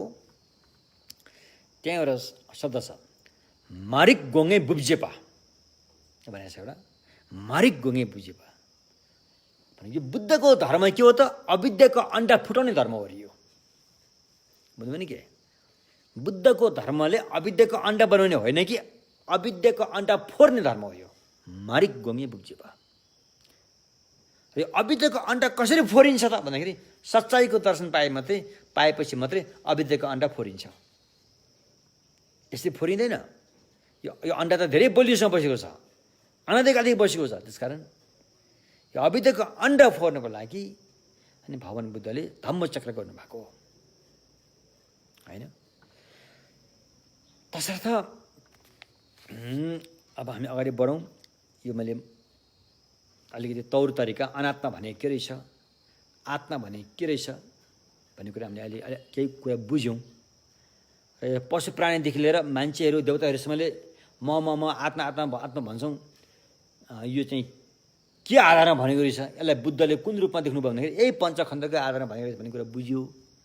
र अन्य आत्मवादीहरूले अन्य आत्माका सिद्धान्त थुप्रै छन्। त्यहाँ मान्नेहरूले आत्मा चाहिँ पञ्चखण्डभन्दा अलग्गै छन् त, यो पञ्चखण्डमै छ पनि भन्छन्। जसरी जङ्गलमा सिंह बसे जस्तै गरेर पञ्चखण्डभित्रै अलग्गै आत्मा एउटा छ भन्ने कुरा चाहिँ उहाँहरूको भनाइ छ होइन। तिनी कुरा हामीले अहिले मोटामोटी बुझ्यौँ नि। एउटा चाहिँ त्यसको चाहिँ एउटा चाहिँ होइन एउटा मोटामोटी नक्सा थाहा पाइयो होइन के रहेछ भन्ने कुरा। अब हामीले यसलाई अब महायान सूत्र अलङ्कारले चाहिँ यसलाई कसरी भन्छ त होइन। हामीले आत्मा भन्दा हाम्रो चाहिँ धर्मशास्त्रले पनि यस्तो कुरा गर्दै आएको थियो। हाम्रा चाहिँ गुरुहरूले यस्तो कुरा गर्दै आएका थिए। यो के रहेछ। अब अहिले आएर महायान सूत्र अलङ्कारले चाहिँ यसलाई के भन्छ त यसबारेमा होइन भन्दाखेरि चाहिँ महायान सूत्र अलङ्कारले चाहिँ के भन्छ भन्दाखेरि यहाँ सबभन्दा पहिला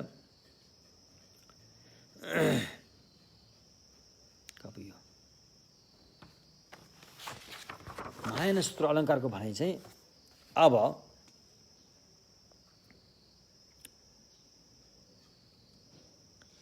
यो पञ्चखण्ड संस्कार स्कन्द भनौँ न एक किसिमले पञ्चखण्ड चाहिँ अनात्मा छ अरे भन्नुको तात्पर्य व्यक्ति नेपाली भाषामा व्यक्ति भन्ने छ इन्डिभिजुअल पर्सन इन्डिभिजुअल इङ्ग्लिसमा व्यक्ति भोट भाषामा घंसक अथवा संस्कृतिमा आत्मा जीव भन्ने एउटै हो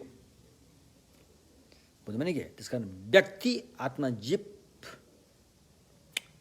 व्यक्ति भन्ने व्यक्ति एकजना व्यक्ति दुईजना व्यक्ति व्यक्ति भन्ने व्यक्ति भन्दा चाहिँ हाम्रो दिमागमा के आयो एउटै ढिक्को एउटा सर्लकै एउटा जस्तो हामीले भानुहुन्छ त्यहाँबाट हो त्यो जसलाई तिमीले आत्मा भन्दछौ या तिमीले त्यसलाई व्यक्ति भन्दछौ या अरू पनि नाम छन् जीव भनौँला सत्व भनौँला द्रष्टा भनौँला हैन अब त्यो भोग गर्नेवाला भनौँला हैन यस नाम थुप्रै छन् आत्माको नाम थुप्रै छन् यी सारा यी आत्माको नाम जो छ अनि यो चाहिँ मात्र पञ्चखण्डलाई नै आधार मानेर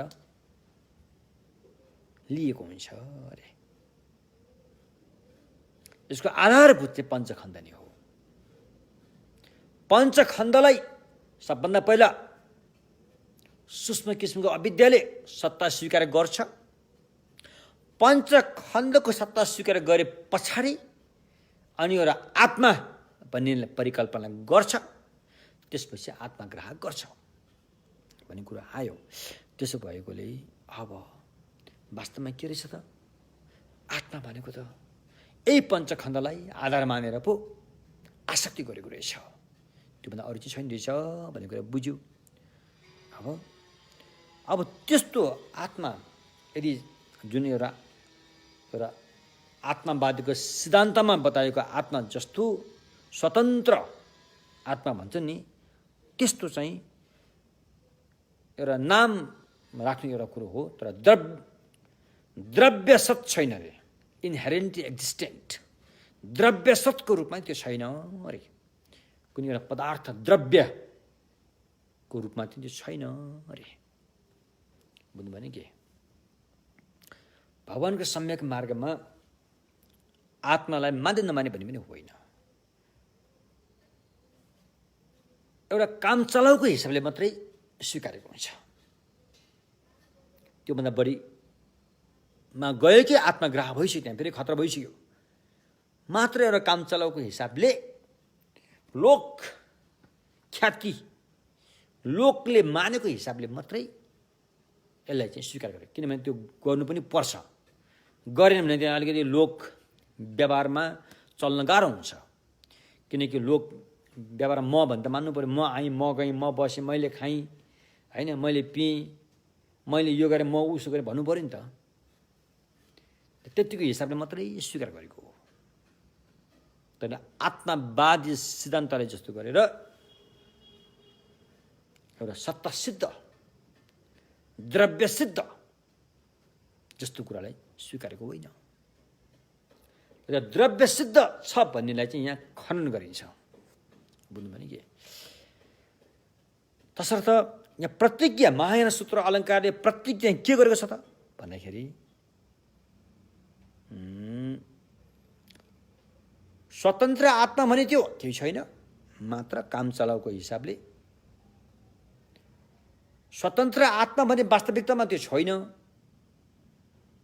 यदि कसैले त्यसलाई मान्छ भने पनि यो पञ्चखण्डलाई नै आधार मानेर मानेको हुन्छ त्योभन्दा अरू आत्मा छैन अरे चाहिँ प्रतिज्ञा धम्चा प्रतिज्ञा भनियो अब यो प्रतिज्ञालाई पुष्टि गर्नु पर्यो आत्मा छैन भनेर मात्रै भएन किन छैन कसरी छैन के कारणले छैन होइन त्यो पुष्टि गर्नु पर्यो नि त त्यसलाई सिद्ध गर्नु पर्यो नि त त्यो सिद्ध गर्नलाई यहाँ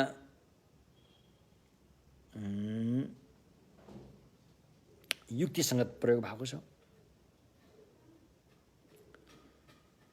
सबभन्दा पहिला युक्तिसङ्गतले भन्दाखेरि चाहे आत्मा भन्नुहोस्, चाहे जीव भन्नुहोस्, चाहे द्रष्टा भन्नुहोस्, यिनीहरू चाहिँ स्वभावैले द्रव्य सिद्ध छैनन् रे। स्वभावैले यिनीहरू भएको पुष्टि हुँदैन अरे। किनकि त्यो द्रव्य सिद्ध हो भने त देख्नु पर्थ्यो नि, त्यो देखिँदैन रे। हेर्नुहोस् है, यहाँ होइन, जेसु छमे मिमिक पिछे देख्नु भनेको यो पानी फुकेर आँखाले देख्नु भनेको होइन, यहाँ प्रमाणले देख्नु पर्थ्यो। युक्तिसङ्गतलाई अपनाएर प्रमाणित भएको प्रमाणले पुष्टि गर्न सक्नु पर्थ्यो, त्यो पुष्टि हुन सकेन। कुन प्रमाणले? अनुमान प्रमाण, प्रत्यक्ष प्रमाणले पनि पुष्टि भएन, अनुमान प्रमाणले पनि पुष्टि भएन। कुन भने के? त्यसकारण अहिले जति पनि आत्मज्ञानीहरू भनिन्छन्, मैले आत्मा देखेँ भन्छन्, दाबी गर्ने थुप्रै छ नि, हामी आत्मज्ञानी हो, हामीले आत्मा देख्छौँ भनिहरू छन्। त्यो भनाइलाई भगवानको सम्यक मार्गले हेर्दाखेरि उनीहरूले के देखेको हुन्छ? उनीहरू आलय विज्ञानसम्म पुगेका हुन्छन्। आलय विज्ञानलाई नै भ्रममा परेर मैले आत्मा देखेँ भनिरहेको हुन्छन्। आलय विज्ञानभन्दा उता जान सकेको हुँदैनन्। आलय विज्ञानभन्दा पर त चित्त स्वरूप प्रभास्वरूपको कुरा आउँछ, त्यो त उनीहरूलाई देखि हुँदैन। त्यस कारण त्यो प्रभास्वरूप दर्शन पाउनलाई त अनात्माको चाहिँ भावना गर्नुपर्ने हुन्छ, र आत्माको भावना गर्नेले प्रभास्वरूपको दर्शन पाउँदैन। त्यस कारण तिनीहरूले जुन आत्मज्ञानी, आत्मा देखे भन्नेहरूले चाहिँ के देखेको हुन्छ? मात्र आलय विज्ञानलाई नै भ्रममा परेर आत्मा भनेर ठानेका हुन्छन्। त्योभन्दा पर उनीहरूले देखेको हुँदैनन्। कुरो स्पष्ट छ। त्यसैले अब यहाँ यदि त्यस्तो द्रव्य सत द्रष्टा इनहेरेन्ट एक्जिस्टेन्ट भएको त्यस्तो आत्मा हुँदो हो त किन देखिएन? प्रमाण, युक्तिसङ्गत प्रयोग भएको प्रमाणले देख्नु पर्थ्यो, त्यो देखिएन।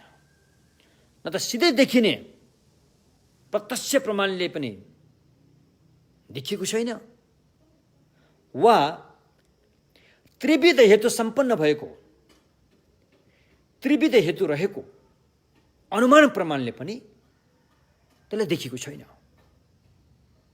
जब प्रत्यक्ष प्रमाण र अनुमान प्रमाण दुवै प्रयोग गरेर हेर्दाखेरि यदि त्यो द्रव्य सत्य आत्मा हुँदो हो त त्यसलाई देखिनु पर्ने हो नि, त्यसलाई थाहा पाउनु पर्ने हो नि, बोध गर्नु पर्ने हो नि, त्यो त्यहाँ देखिन्न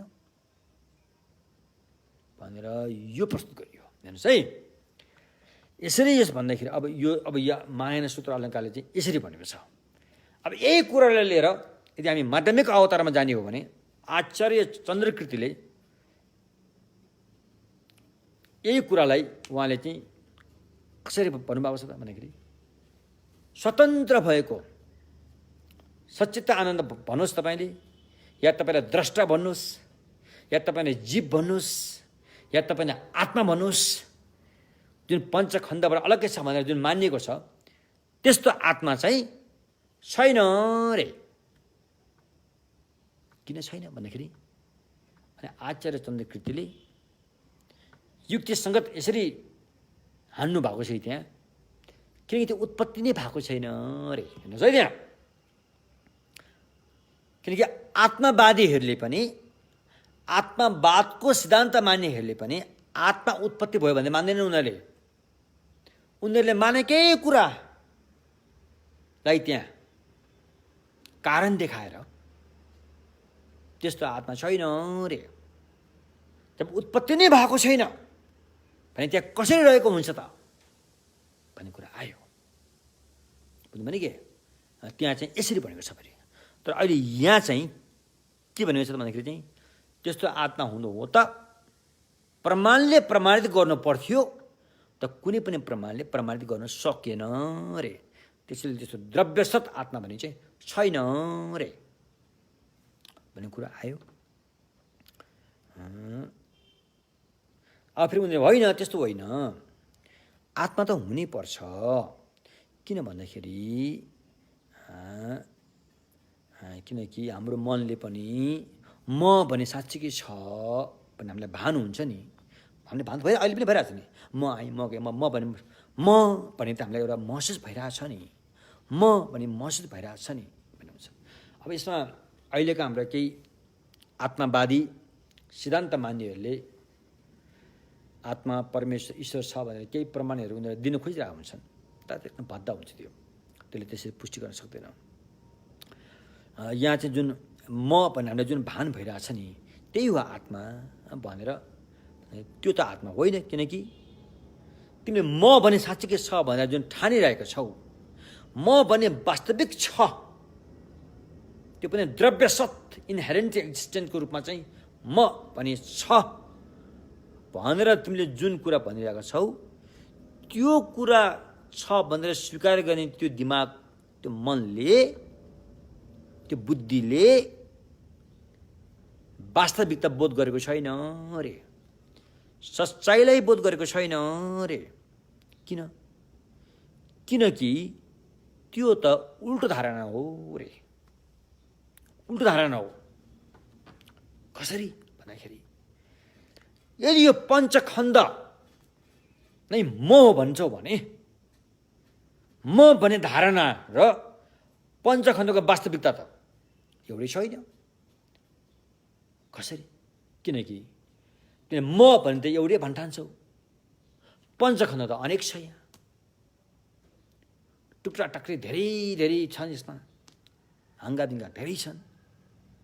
म भने त तिमीले पवित्र भन्ठान्छौ, त पञ्चखण्ड त अपवित्र छ, हरेक पालबाट दुर्गन्ध आउने ठाउँ छ यहाँ, त्यसरी पञ्चखण्ड त म होइन रहेछ।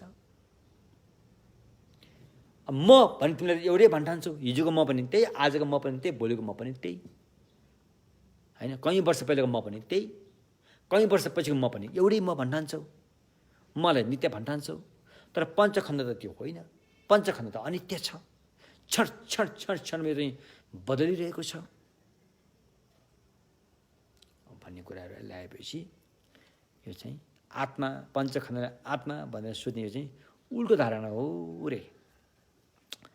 के भन्यो नि त, कसरी यो उल्टो धारणा भयो त? हाम्रो यो आत्मा भने त हाम्रो धर्मशास्त्रमा बताएको छ, हाम्रो गुरुहरूले भन्दै आएका छन्, होइन हाम्रो विभिन्न ग्रन्थहरूमा यसको बारेमा उल्लेख भएको छ भने यसलाई उल्टो धारणा कसरी भनियो त भनेर यहाँ प्रश्न उठाउन सकिन्छ, स्वाभाविक कुरा हो, होइन? यसरी प्रश्न उठाउँदाखेरि अनि महायान सूत्र अलङ्कारले के भनिन्छ, त्यो आत्माग्रह भन्ने उल्टो धारणा हो, किनकि यसैले नै भव संसारमा बाँधेर राखेको हुन्छ। भव संसारमा बाँधेर राख्ने नै उल्टो धारणाले बाँध्ने हो।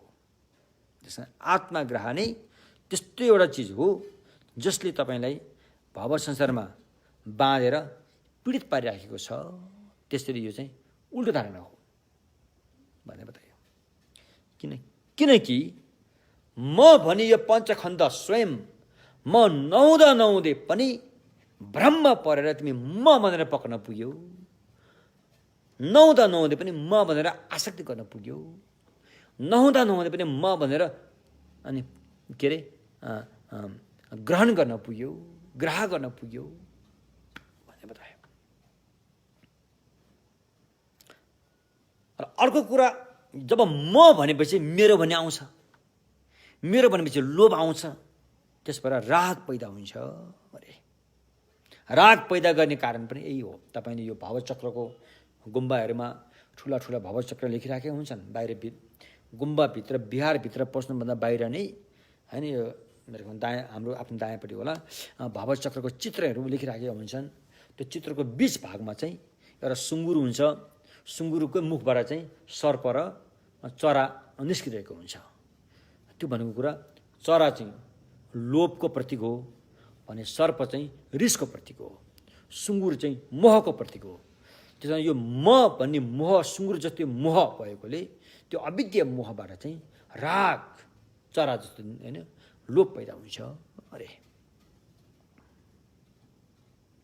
त्यसैले यो आत्मवादी सिद्धान्तले जुन म भन्ने चाहिँ द्रव्यसत छ, आत्मा भन्ने चिज द्रव्यसत छ भनेर सिद्ध गर्न खोजेको छ, त्यो सिद्ध हुँदैन अरे। किन हुँदैन भन्दाखेरि चाहिँ त्यो चाहिँ तिमीले मानेको त्यो द्रव्यसत आत्मा भन्ने जो छ त्यो न त त्यो पञ्चखण्डसँग एउटै हो, न त त्यो पञ्चखण्डबाट अलग्गै नै हो। त्यसैले त्यस्तो द्रव्यसत आत्मा चाहिँ छैन अरे। यदि त्यो द्रव्यसत आत्मा हुँदो हो त या त पञ्चखण्ड स्वयं हुनु पर्यो, एउटै द्रव्य, पञ्चखण्ड र एउटै द्रव्य हुनु पर्यो आत्मा, या त पञ्चखण्डभन्दा भिन्न द्रव्य हुनु पर्यो। त्यो दुवै कुरा पुष्टि नहुने भएकोले त्योभन्दा अलग्गै पनि छैन आत्मा। त्यसैले त्यस्तो द्रव्यसत आत्मा चाहिँ सिद्ध हुँदैन, पुष्टि हुँदैन अरे भनेर बतायो। अब त्यो दुईटा प्रमाण यहाँ प्रस्तुत गरियो। यदि त्यस्तो द्रव्यसत आत्मा हुँदो हो त कि त यो पञ्चखण्डसँग एउटै द्रव्यको रूपमा हुनु पर्यो, एउटै वस्तुको रूपमा हुनु पर्यो, या त पञ्चखण्डभन्दा छुट्टै हुनु पर्यो भनेर बतायो। यदि होइन यो त पञ्चखण्डसँग एउटै हो भनेर मान्छौ भने, अहिले मैले भने नि पञ्चखण्ड र आत्मा भन्ने एउटै कुरा भन्छु भने त्यो त मिलेन, कुरो मिलेन। किनकि हामीले आत्मा भनेर हाम्रो एउटा धारणा छ नि, त्यो र पञ्चखण्डको वास्तविकता फरक छ। आत्मा भनेर हामीले एउटै सोच्छौँ, आत्मा भनेर हामीले नित्य सोच्छौँ, आत्मा भनेर हामीले यसलाई चाहिँ पवित्र भनेर ठान्छौँ भने पञ्चखण्ड त एउटै पनि होइन। पञ्चखण्ड र टुक्रा टुक्रा धेरै छन्, पञ्चखण्ड त अनित्य छ, पञ्चखण्ड त अपवित्र छ। त्यसैले पञ्चखण्ड स्वयं आत्मा होइन। यदि पञ्चखण्डबाट अलग्गै आत्मा छ नि भनेर मान्दछु भने र पशु प्राणीदेखि लिएर पटमूर्खदेखि लिएर विद्वत वर्गसम्म हेर्दाखेरि यही पञ्चखण्डलाई आधार मानेर म भनेर समातिरहेको हुन्छ। त्यो घरको थामीहरूलाई, पानी खाने लोटालाई, रोप्ने धान रोप्ने खेतलाई त म भन्दैन क्या अरे। म त यही पञ्चखण्डलाई नै आधार माने भन्ने आउँछ। त्यसैले यो पञ्चखण्डभन्दा अलग्गै आत्मा पनि छैन अरे।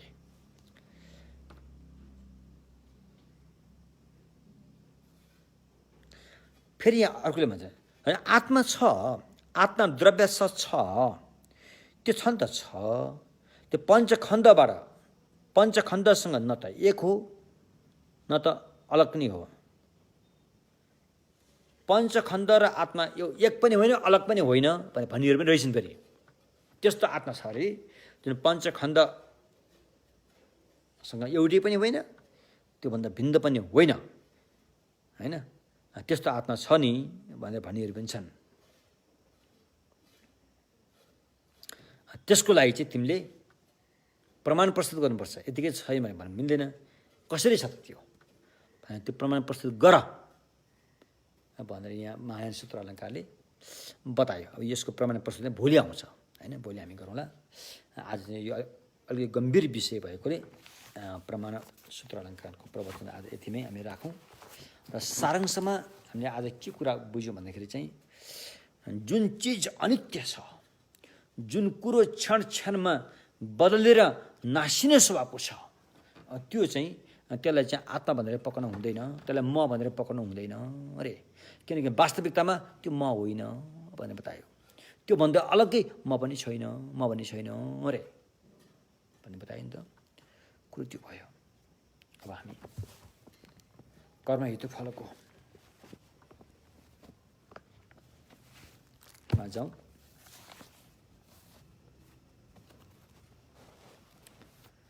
आज कर्म हेतु फलमा यस्तै एउटा घटना आइरहेको छ। जुन घटनाको नाम हो शान्तिवादी व्यक्तिको घटना छ। शान्तिवादी कुनै बेला भगवान बुद्धले चाहिँ शान्तिवादी, शान्ति भन्ने सहनशीलताको साधकको रूपमा चाहिँ उहाँले बुद्ध हुनुभन्दा पहिला बोधिसत्व हुँदाखेरि यस्तोको रूपमा जन्म लिनु भएको रहेछ। त्यो कहिले कहाँ कसरी भन्ने कुरा चाहिँ त्यही कुरामा यहाँ उठान गरिएको छ कर्मयुक्त फलबुकमा। शास्ता भगवान कुनै बेला एक समय शास्ता भगवान बेलुवनमा विराजमान हुनुभएको थियो। बेलुवन भनेको चाहिँ बौद्धहरूको बौद्ध सङ्घको पहिलो सम्पत्ति हो, त्यो अचल सम्पत्ति। बेलुवन भन्ने एउटा चाहिँ बाँस अथवा निगालोको बगैँचा हुनुपर्छ। अहिले पनि छ त्यो भारतको चाहिँ बिहार राज्यमा पर्ने राजगिरी भन्ठामा। अनि राजा बिम्बिसारले भगवान र भगवानका सङ्घलाई दानको रूपमा दिएको अनि बेलुवन भन्ने बगैँचा हो त्यो। एक समय भगवान बेलुवनमा विराजमान हुनुभएको थियो। भगवान सम्मासम बुद्धत्व भइसकेपछि लामो समय नबित्दै अनि भगवानले धर्मचक्र गर्नुभयो। जुन धर्मचक्रबाट चाहिँ लाभान्वित भएका पञ्चवर्गीय कौडन्य लगायत पञ्चवर्गीय, अब यो कौडन्य भन्ने शब्द चाहिँ भोट भाषामा अनुवाद गरेको मैले कहीँ पनि देखेको छैन। यो एउटा गोत्रको नाम होला यो, तर यहाँ चाहिँ नाम नै कौडन्य राखेको छ होइन। कौडन्य लगायत पञ्चवर्गीय भिक्षुहरू र त्यसपछि पञ्चवर्गीय भिक्षुहरूलाई भगवानले धर्मचक्र गरेर उनीहरूलाई चाहिँ अरहत्व अवस्थामा पुर्याइसकेपछि अनि भगवान पुनः काशीबाट, सारनाथ काशीबाट अनि राजगिरीतर्फै फर्किनु भएको कुरा यहाँ बुझिन्छ। त्यति बेला राजगिरीमा चाहिँ त्यो थुप्रै मान्छे तपस्वीहरू त्यहाँ बस्दथे। कश्यप नाम गरेका एकदमै कहलिएका तपस्वीहरू पनि त्यहाँ थिए, 3 दाजुभाइ होइन। गया कश्यप, नदी कश्यप, उर्मिला कश्यप, कश्यप नाम गरेका। कश्यप बुद्धको नाम पनि कश्यप छ। अब यो नाम धेरै प्रचारमा छ। अहिले साकेमुनि भवन आउनुभन्दा पहिलाको बुद्धलाई नै कश्यप भनिन्थ्यो। गया कश्यप, नदी कश्यप, उर्मिला कश्यप, त्योभन्दा बाहेक अर्का महाकश्यप भन्ने पनि थिए। कश्यप भन्ने नाम चाहिँ एकदम चर्चामा आएको नाम हो। कश्यप भनेको एउटा ज्योति रश्मि जस्तो त्यस्तोको नामलाई कश्यप भनिन्छ। तसर्थ जब भगवान चाहिँ पञ्चवर्गीय र अन्य आफ्ना परिषदको साथमा धम्मचक्र गरिसकेपछि, किनकि भगवानले जब पञ्चवर्गीय भिक्षु धर्मचक्र गरिसकेपछि त्यहाँ अर्को 60 जना कतिजना व्यक्तिहरू पनि यश कुमार लगायत, काशीका एकदम धनाढ्यका छोरा, एउटै छोरा यश कुमार लगायत र उसका साथीहरूलाई पनि उपसम्पदा दिएर अरहत्व अवस्थामा पुर्याएर अनि भगवान चाहिँ पुनः राजगिरीतर्फ फर्केको देखिन्छ।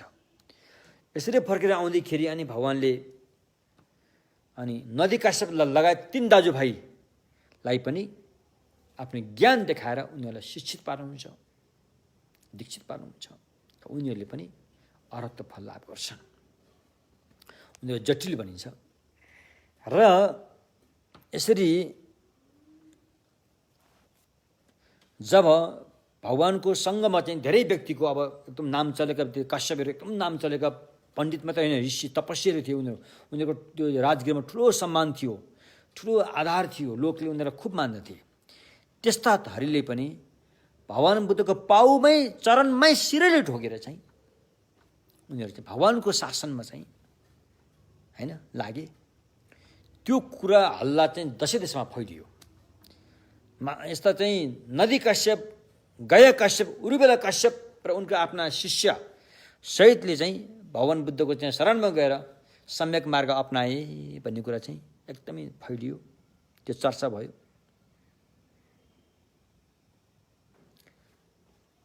त्यसपछि अनि त्यो देखेर राजगृहका त्यहाँका जनसमुदायहरू धेरै खुसी भए, आनन्दित थिए। त्यस्तो बेलामा अनि लोकमा एउटा के कहावत भयो भने भगवानको चाहिँ यो लोकमा आगमन हुनु चाहिँ अद्भुत हो, आश्चर्य हो, सुखकर छ भन्ने उदान जस्ता वाक्य पनि उनीहरूले भन्न थाले। त्यसपछि सर्वप्रथम बुद्धत्व प्राप्त गरिसकेपछि भगवानले पञ्चवर्गीय भिक्षुलाई पहिलो धर्म देशना गर्नुभएको हो र धम्म देशना गरिसकेपछि उनीहरूले तुरुन्तै फल पनि प्राप्त गरिहाले, फल प्राप्त गरे र उनीहरू आर्य भए। अब यो आर्य भन्ने शब्द पनि अहिले त पुरै राजनीतिकरण भइसक्यो अरे, कहाँ कहाँ प्रयोग हुन्छ नै आर्य अरे, मङ्गोलियन के भन्ने छ के अरे। तर यहाँ भगवानको सम्यक मार्गमा आर्य भनेको चाहिँ पापबाट दूर भएको। अब त्यो व्यक्तिले पाप भने कहिले पनि गर्नेवाला छैन, दिक्पाले हिउँदो फाक होइन, फाक्पा पापबाट दूर भएकोलाई आर्य भनिन्छ। त्यो आर्य हुने अवस्था सबैलाई छ। यहाँ कुनै एउटा जाति विशेषताको कुरा होइन यो आर्य भनेको, यो त अभ्यासको कुरा, यो साधनाको कुरा हो। यो मङ्गोल यो आर्यन त्यो कुरो होइन।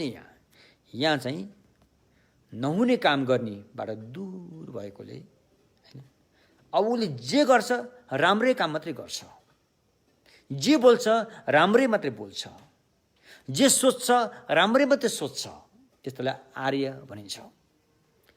र त्यसैले आर्य भए। त्यो देखेर सबैलाई एउटा चाहिँ कौतूहल त जाग्यो कि भगवानबाट सर्वप्रथम अमृतमय धर्मचक्रको ज्ञान शून्य अवसर यी पाँचजना व्यक्तिले नै किन पाए त? यिनीहरूले पूर्व जुनीमा के कस्ता काम गरेका थिए र यी अवसर यिनीहरूले हासिल गरे रे? यो कौतूहलता, जिज्ञासा जाग्यो र यही कुरालाई उनीहरूले चाहिँ भगवानसँग विनती पनि गरे अनि भगवानले आज्ञा भयो। उहिले अतीत कालमा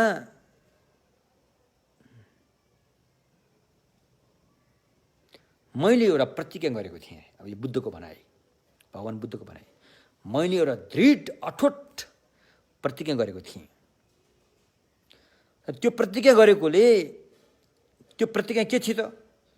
यो थियो अरे, जब म अभिसम्बुद्ध हुनेछु र यी पाँचजना व्यक्तिको मैले सुरुमै यिनीहरूको उद्धार गर्नेछु भनेर कुनै बेला मैले अठोट प्रतिज्ञा गरेको थिएँ। त्यसकै फल हो कि तिनै पाँचजना व्यक्ति अहिले मसँग भेट भएर यसरी पहिलो ज्ञान यिनले पाउने अवसर पाए रे। त्यो कहिले हो त भगवान अलिकति विस्तृत रूपमा आज्ञा होस् भनेर भगवानमा विनती गरियो अनि भगवानले आज्ञा भयो। उहिले असङ्ख्य कल्पभन्दा पनि पहिला काशी देश, वाराणसी काशी देशमा एकजना राजा थिए, चुइजुङ छ। चुइजुङ भनेको अब त्यसले के भन्छ?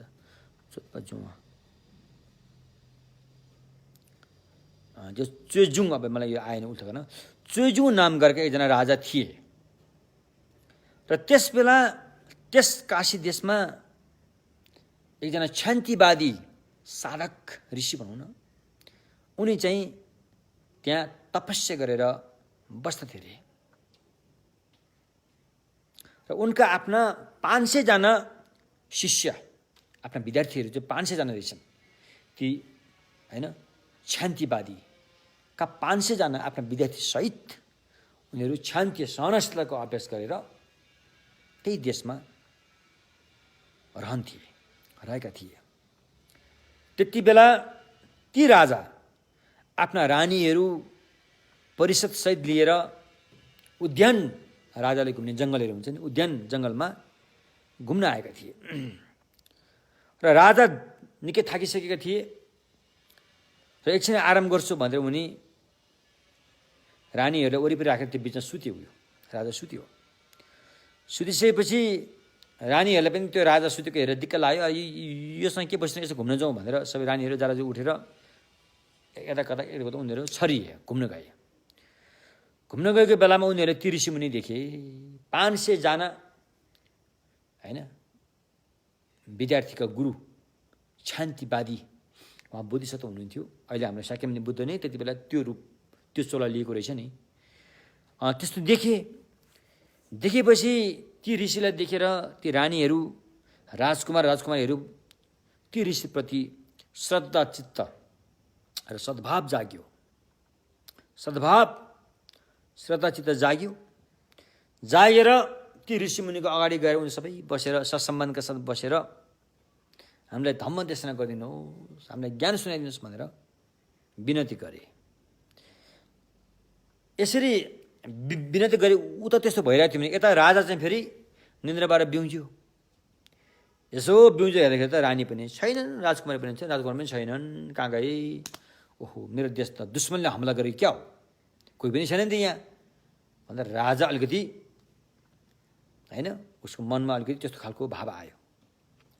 आउन साथी मेरो रानीहरू कहाँ गए भनेर राजा चाहिँ त्यो जङ्गलमा खोज्दै आएपछि त्यहाँ भेट भयो। सारा रानीहरू चाहिँ त्यो ऋषिलाई घेरेर बसेका, ऋषिले चाहिँ ज्ञान सुनाउँदै गरेका अवस्थामा त्यहाँ देखियो। त्यहाँ रानीहरू पनि त्यहीँ थिए, राजकुमारी मन्त्रीहरू सबै त्यहीँ थिए। सबैले राजालाई छोडेर त्यो ऋषिका ज्ञान सुन्न आएका रहेछन्। त्यो देखेर राजा खलबलायो, राजाको रिस उठ्यो। मेरो अनुमति लिए बिना मेरो यो उद्यान बगैँचामा मेरै रानी मन्त्री राजकुमारीहरूलाई यसले ज्ञान भनेछ। राजा रिसायो, ईर्ष्या भयो, डाहा भयो। त्यो भइसकेपछि अनि राजाले ती शान्तिवादीलाई सोध्यो, ए फलाना, तैँले अरूलाई यसरी धर्म ज्ञान सुनाउँदैछस्, के तैँले निराकार लोकको ध्यान प्राप्त गरेको छस् के भनेर सोध्यो। ऋषिले भने छैन भन्यो। अनि के तैँले ब्राह्मण लोकको ध्यान प्राप्त गरेको छस् के सोध्यो भने छैन भन्नुभयो। के तैँले चतुर्थ ध्यानहरू प्राप्त गरेको छस् भनेर सोध्यो। फेरि ती शान्तिवादी भने छैन भन्यो। ती कुराहरू मैले प्राप्त गरेको छैन भन्यो। उसो भए तैँले के प्राप्त गरेको छस् र तैँले चाहिँ यहाँ मेरा रानीहरू मन्त्री राजकुमारले तैँले ज्ञान सुनाएको होस् त, तसँग त्यो के छ भन्दाखेरि मसँग सहनशीलता छ भने उसले, मेरो अभ्यास नै सहनशीलता हो भनेपछि झन् राजाको झन् के अरे आगोमा घिउ हालेको थियो, झन् त्यो त दन्क्यो, रिसले चुर भयो। ल ठिक छ, म त परीक्षा लिन्छु, तैँले साँच्चीकै सहनशीलता अभ्यास गरेको छस् भने अहिले तुरन्त यो कुरा थाहा भइहाल्छ नि भनेर राजाले तुरन्तै चाहिँ म्यानबाट तलवार निकाल्यो, धारिलो तलवार निकालेर तुरन्तै चाहिँ त्यो ऋषिको 2 हात काटिदियो। ल भन् त तैँले के अभ्यास गरेको छस् भन्दाखेरि मैले सहनशीलताको अभ्यास गरेको छु भने उसले। राजाले फेरि 2टा खुट्टा पनि काटिदियो। अनि फेरि सोध्यो, ल भन् तैँले के अभ्यास गरेको छस् भन्दाखेरि मैले सहनशीलताको अभ्यास गरेको छु भन्यो। यसरी त्यहाँ त बवाल भयो। त्यहाँ रानीहरू मन्त्री रुन थाले त्यहाँ, किन यस्तो अनहुने भयो भनेर। त्यति बेला यो सहनशीलताको शक्ति क्षमताले पृथ्वीले थाम्न सकेन। पृथ्वीमा कम्पन आयो, 6 किसिमका कम्पन आयो। त्यति भइसकेपछि अनि आफ्ना गुरुले त्यस्तो गरी सहनशीलताको अभ्यास गरेको उसका आफ्ना अन्य ठाउँमा बसेका विद्यार्थीहरू थाहा पाए। 500 जना विद्यार्थीहरू थिए, उनीहरू ऋषिहरू थिए। उनीहरू आकाशबाट उडेर आएर आफ्ना गुरुको हालत त्यस्तो भएको देखेर उनीहरू बहुत दुःखी भए। अनि उनीहरूले सोधे, ए फलाना हाम्रा गुरु, यी राजाले तिम्रो 4 हात खुट्टा काटिदिए, तिमीसँग अझै पनि सहनशीलता छौ भन्छौ, के तिमीसँग साँच्चीकै सहनशीलता अझै पनि छ त? तिमीमा केही पश्चात भएको छैन भनेर सोधे। अनि त्यो ऋषिले भने, हेर मेरो मनमा तलमाथि भएको छैन, यो राजाले जो मलाई गर्यो यो राजा प्रति मेरो रत्ती भर पनि घृणा छैन भने। अनि त्यो राजाले भन्यो, म प्रति तेरो रत्तिबाट घृणा छैन भन्ने कुरा मैले विश्वास कसरी गरेँ त? अनि फेरि तेरो सोध्यो। सोद्धाखेरि अनि त्यो शान्तिवादी ऋषिले भने, यदि मैले भनेको वचन सत्य हो भने मेरो यो रगत सबै दुध भएर जानेछ भनेपछि सारा रातो रगत सेतो दुध भएर गयो रे। हेर्नुहोस् है, त्यो देखेर त्यो राजा धेरै पश्चाताप भयो। उसले जघन्य पाप गरेको महसुस गर्यो।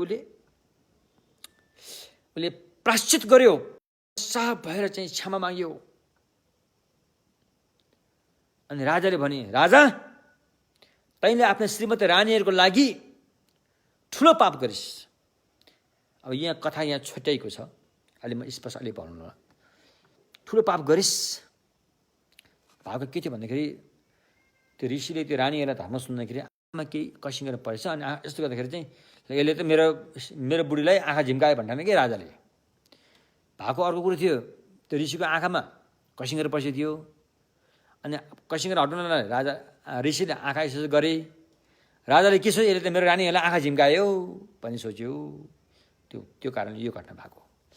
अनि तैँले चाहिँ तेरो श्रीमतीहरूको लागि मेरो हातखुट्टे काटिस् भने होइन,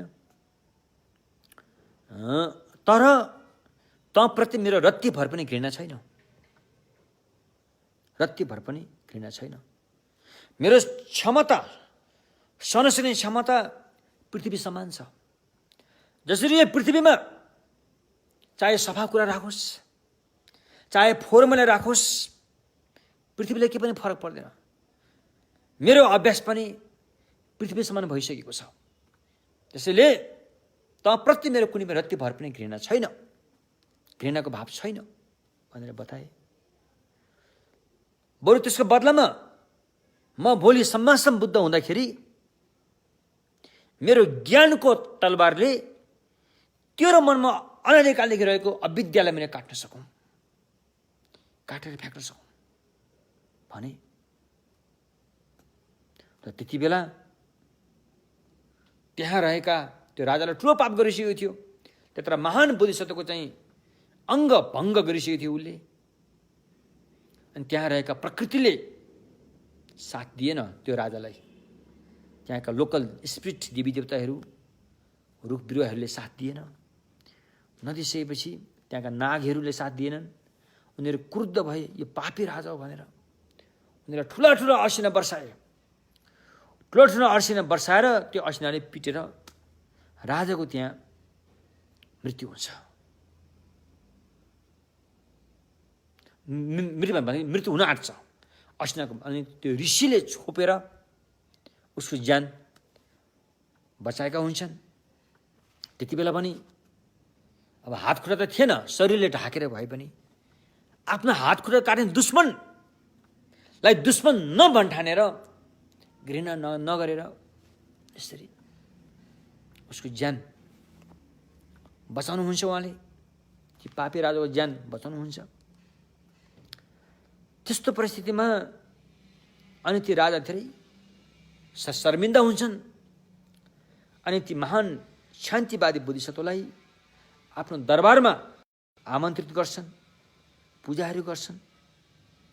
र ती राजाका अन्य राजगुरुहरू त्यहाँ थुप्रै थिए। अन्य राजगुरुहरू भन्छन्, अहिले पनि राजगुरुहरू भन्छन् नि। राजाको वरिपरि बस्ने राजालाई के बुद्धिस्ट राजगुरु भनेर आयो हुन्छ कि पुरोहित, राजपुरोहित। जब ती राजाले ती ऋषिमुनिलाई सेवा सत्कार गरेको ती राजगुरुहरूले देखे, राजपुरोहितहरूले देखे, उनीहरूमा ईर्ष्या जाग्यो, डाहा जाग्यो। डाहा जागेपछि उनीहरूले छदम वेशमा अथवा गोप्य रूपमा ती शान्ति बोधिसत्वलाई राजालाई थाहा नपाउने गरेर फोहोर मैला फ्याँकिदिए।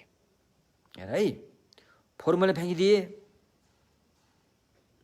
र ती बोधिसत्व शान्तिवादीले भने, ठिक छ, तपाईँहरूलेबाट मैले जुन फोहोर मैला ममाथि फ्याँकिदिनु भएको छ, त्यसको बदलामा म भोलि सम्मासम बुद्ध हुँदाखेरि मेरो ज्ञानको अमृतले तपाईँहरूको मनमा रहेको फोहोर मैले धुनेछु, पखालिदिनेछु। भनेर उहाँले चाहिँ प्रार्थना गर्नुभयो। र त्यति बेलाका जुन ऋषि, जुन सहनशीलता गर्ने, अभ्यास गर्ने बुद्धिस्ट ऋषि थिए, उनी अहिलेको शाक्यमुनि भगवान बुद्ध स्वयं हुनुहुन्थ्यो भनेको छ। र ती राजा र ती मन्त्रीहरू 4 जना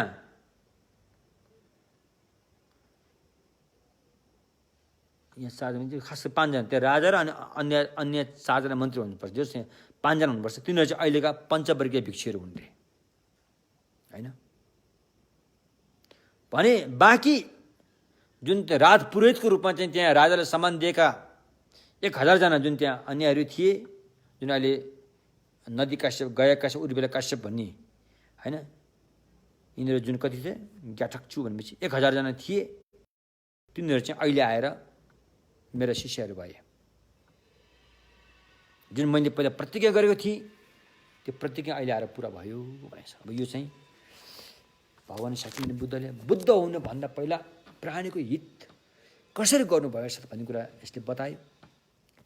र यो घटनाले के पनि बताउँछ भन्दाखेरि चाहिँ हामीले गरेको प्रणिधान मलम राम्रोसँग गरेको छ भने अवश्य पनि त्यो मलम प्रणिधानको फल प्राप्त हुन्छ भन्ने कुरा स्पष्ट छ। यो घटना अलिकति छोटेर बताएको छ यसमा। तर भएको के थियो भन्दाखेरि चाहिँ ती ऋषिमुनि कुनै जङ्गलमा बस्थे, आफ्ना 500 जना विद्यार्थी थिए। र यो राजा वास्तवमा उसको भाइ पर्थ्यो क्या सायद, अनि सारा राज्य उसलाई जिम्मा दिएर उनी चाहिँ तपस्या गर्न गएका हुन्। जब उनले पछि थाहा पाए कि त्यो राजाले राम्रोसँग राज्य गरेको छैन भन्ने कुरा बुझे, धेरै मान्छेहरूलाई आपद विपद आइदिएको, धेरैको नोक्सान पुगेको हैन, त्यस्तो अवस्था, राज्य नै खत्म हुने अवस्था आइसकेपछि, धेरै चाहिँ पाप बढेको हैन, त्यस्तो अवस्था आएपछि अनि त्यो ऋषिले भएन, त्यहाँका मान्छेलाई गएर केही ज्ञान त दिनु नै पर्यो भन्ने सोचे। र त्यो सोच विचार आफ्नो विद्यार्थीहरू माझमा राखे। ती 500 जना विद्यार्थीहरू उनलाई रोके, गुरु त्यहाँ जान हजुरको ज्यानको खतरा छ, त्यो पापी राजा हो, त्यसले जे पनि गर्न सक्छ, उसलाई धर्मको चेतना केही पनि छैन, उसको लागि मान्छे मार्नु भनेको केही पनि होइन। त्यसकारण यो पृथ्वीमा हजुर जीवित रहन आवश्यक छ। तपाईँ जस्तो व्यक्ति जीवित रहेर नै अरूको कल्याणकारी काम हुन्छ। भोलि तपाईँको ज्यान तलमाथि खतरा पर्यो भने यो पृथ्वी अन्धकार हुन्छ भनेर आफ्ना विद्यार्थीहरूले धेरै रोक्ने कोसिस गरे, तर उहाँले मान्नु भएन। र 1 हप्तासम्म केही नखाएर केही नपिएर भगवान बुद्धको, पहिलाका बुद्धका भगवान बुद्धको नख धातु राखेको एउटा स्तूप उहाँसँग थियो। त्यो स्तूपलाई उहाँले अहोरात्र 7 दिन 7 रात एउटै खुट्टामा खडा भएर परिक्रमा गरेर बसे, एउटै खुट्टाबाट। त्यसपछि प्राणीहरूको हितार्थ कल्याणार्थ अनि उनी त्यो राजाको जुन उद्यान छ त्यहाँ जानुभएको हो। त्यही सिलसिलामा अनि यो घटना भएको हो।